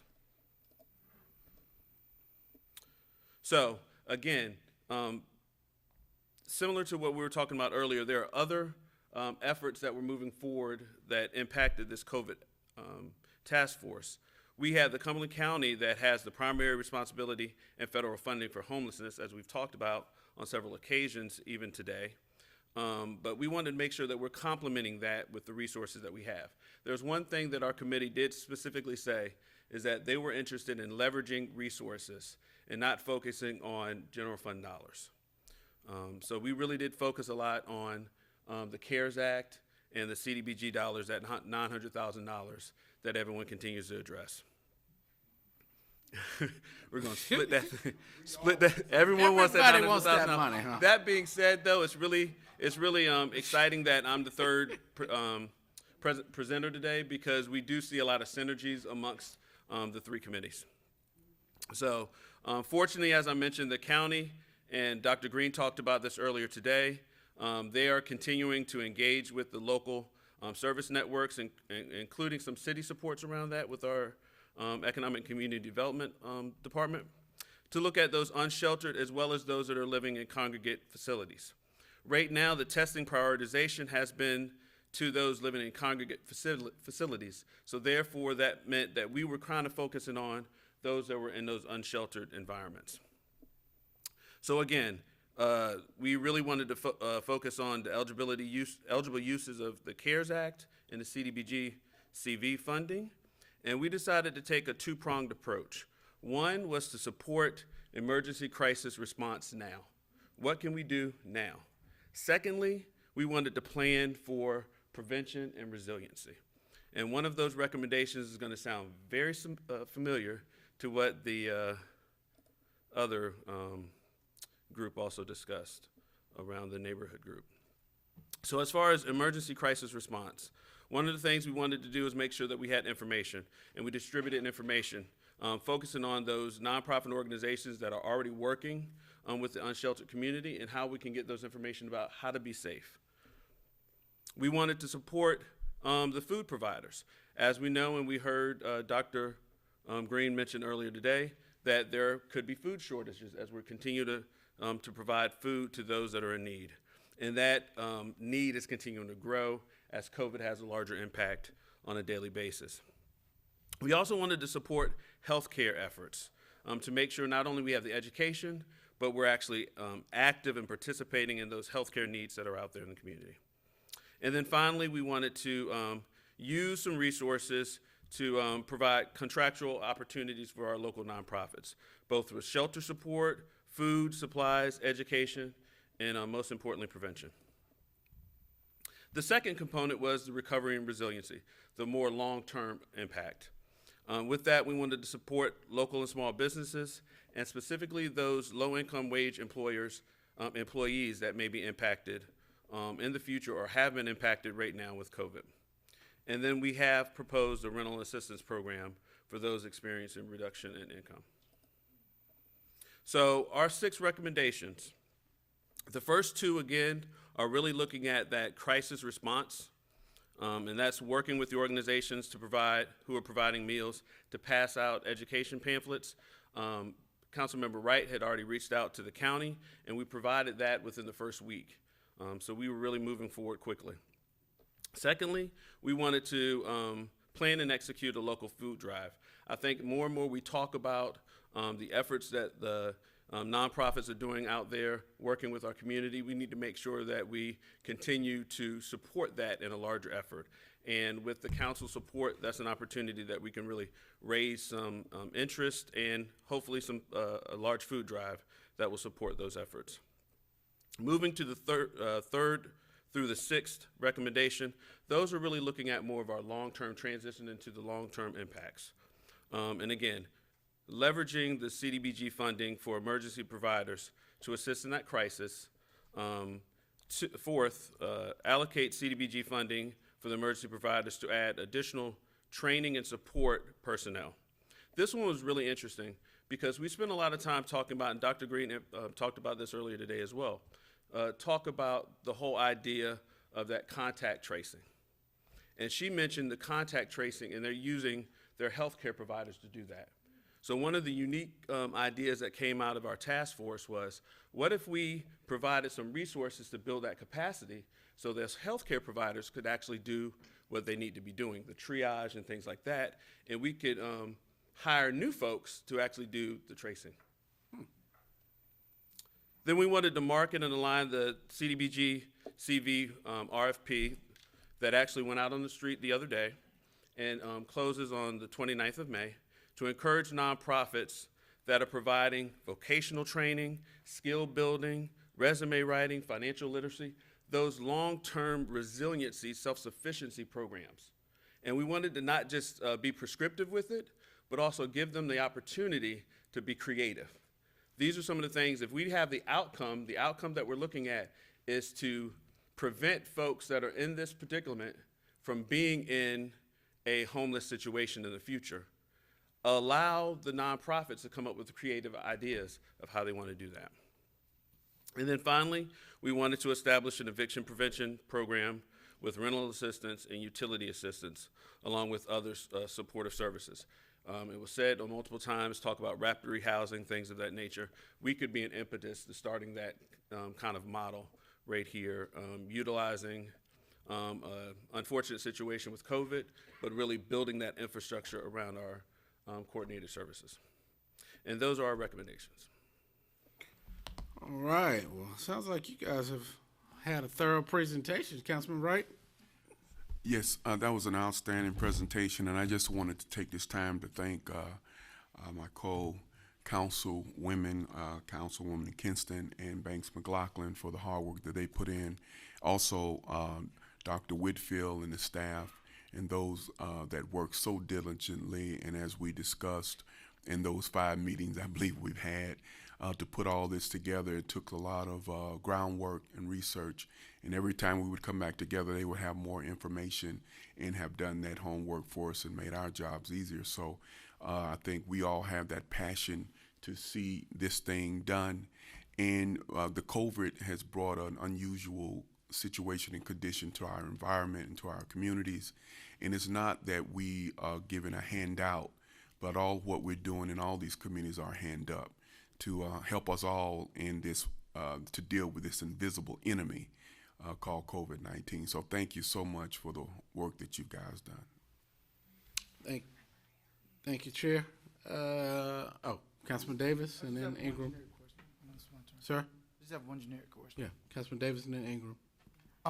I have a generic question about CDBG, CV, funds in general.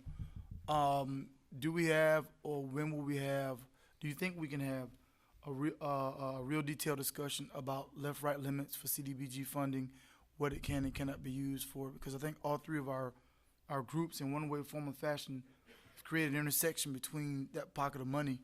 So I think council members would all want to know exactly what they can be used for, how do you access it, timeline, so that we all get a better job of, planning and scoping out what we're trying to do in our different committees. That's a good point. Councilmember Ingram. Oh, were you asking for? What I didn't know if that was a statement. Were you asking a question?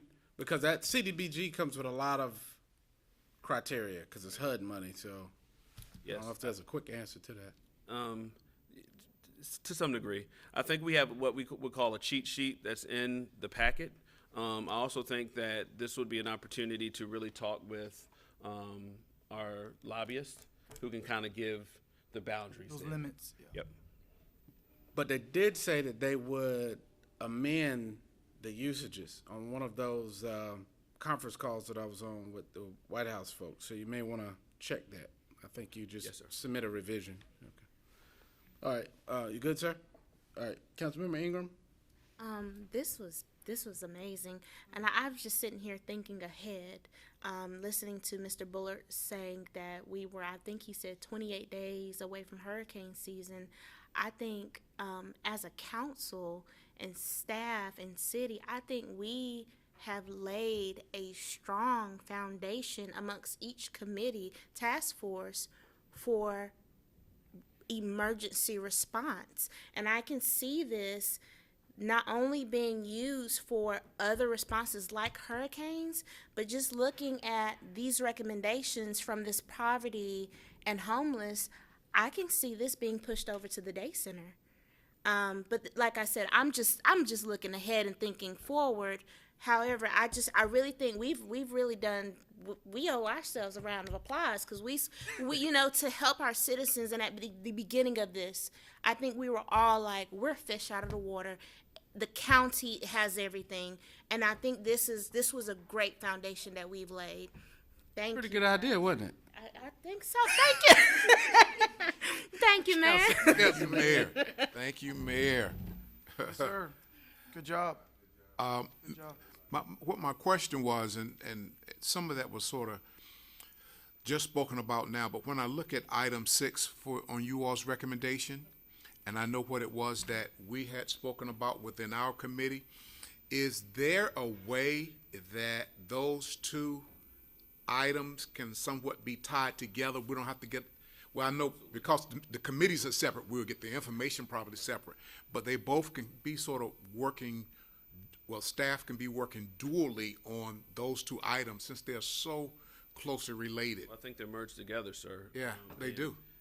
The exciting piece was when my peers and I had our briefings after the three committees, you realize the synergies there, which I think says a lot. Although you may have been in three separate task force, you were really thinking about the long-term efforts. And one of the things that we were trying to do, so it was kind of purposeful, Councilmember Ingram, was that we were trying to integrate into things that are existing now. So we were not trying to recreate the wheel at all.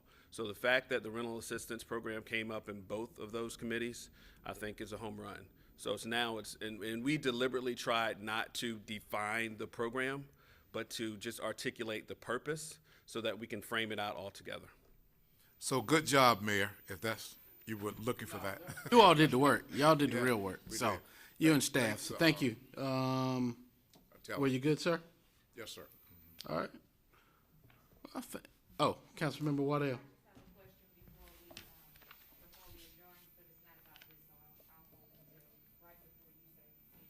Okay. All right. Dr. Whitfield, thank you. Thank you, committee members. Great job, you all, for your dedication and hard work. Look forward to a more detailed discussion. So, looks like we're at that point, so I'll go to Councilmember Waddell before motion to adjourn. Thank you, Mr. Mayor. I'm looking at the administrative reports, and I'd like to request that we have item 11.02 actually come before us during our next work session, because I don't understand how, well, I'd just like to ask that we have that come to a work session. It was very contested and debated, and now it's on for consent, and I'm not comfortable with that. And also based upon the presentation that we heard this evening, I think we just need to give a little bit more consideration to that item. So if it be the pleasure of the council, I'd greatly appreciate it. Second. Yeah, and I think that was kind of the consensus. These admin reports, the city manager But started. this one actually indicated in the text that it would be on consent during our next meeting, and that's why I'm specifically asking. Yeah, I mean, I agree with you. I'm not disagreeing. I just, normally, when they're under that administrative report, they're headed to a work session. Right, because. But we want to make it abundantly clear that this needs to be at a work session. Yeah, because we. Right? No, that's good, because I think already everybody's got into nodding. that. Okay. All right. Is that it, ma'am? All right. Council, have a good evening.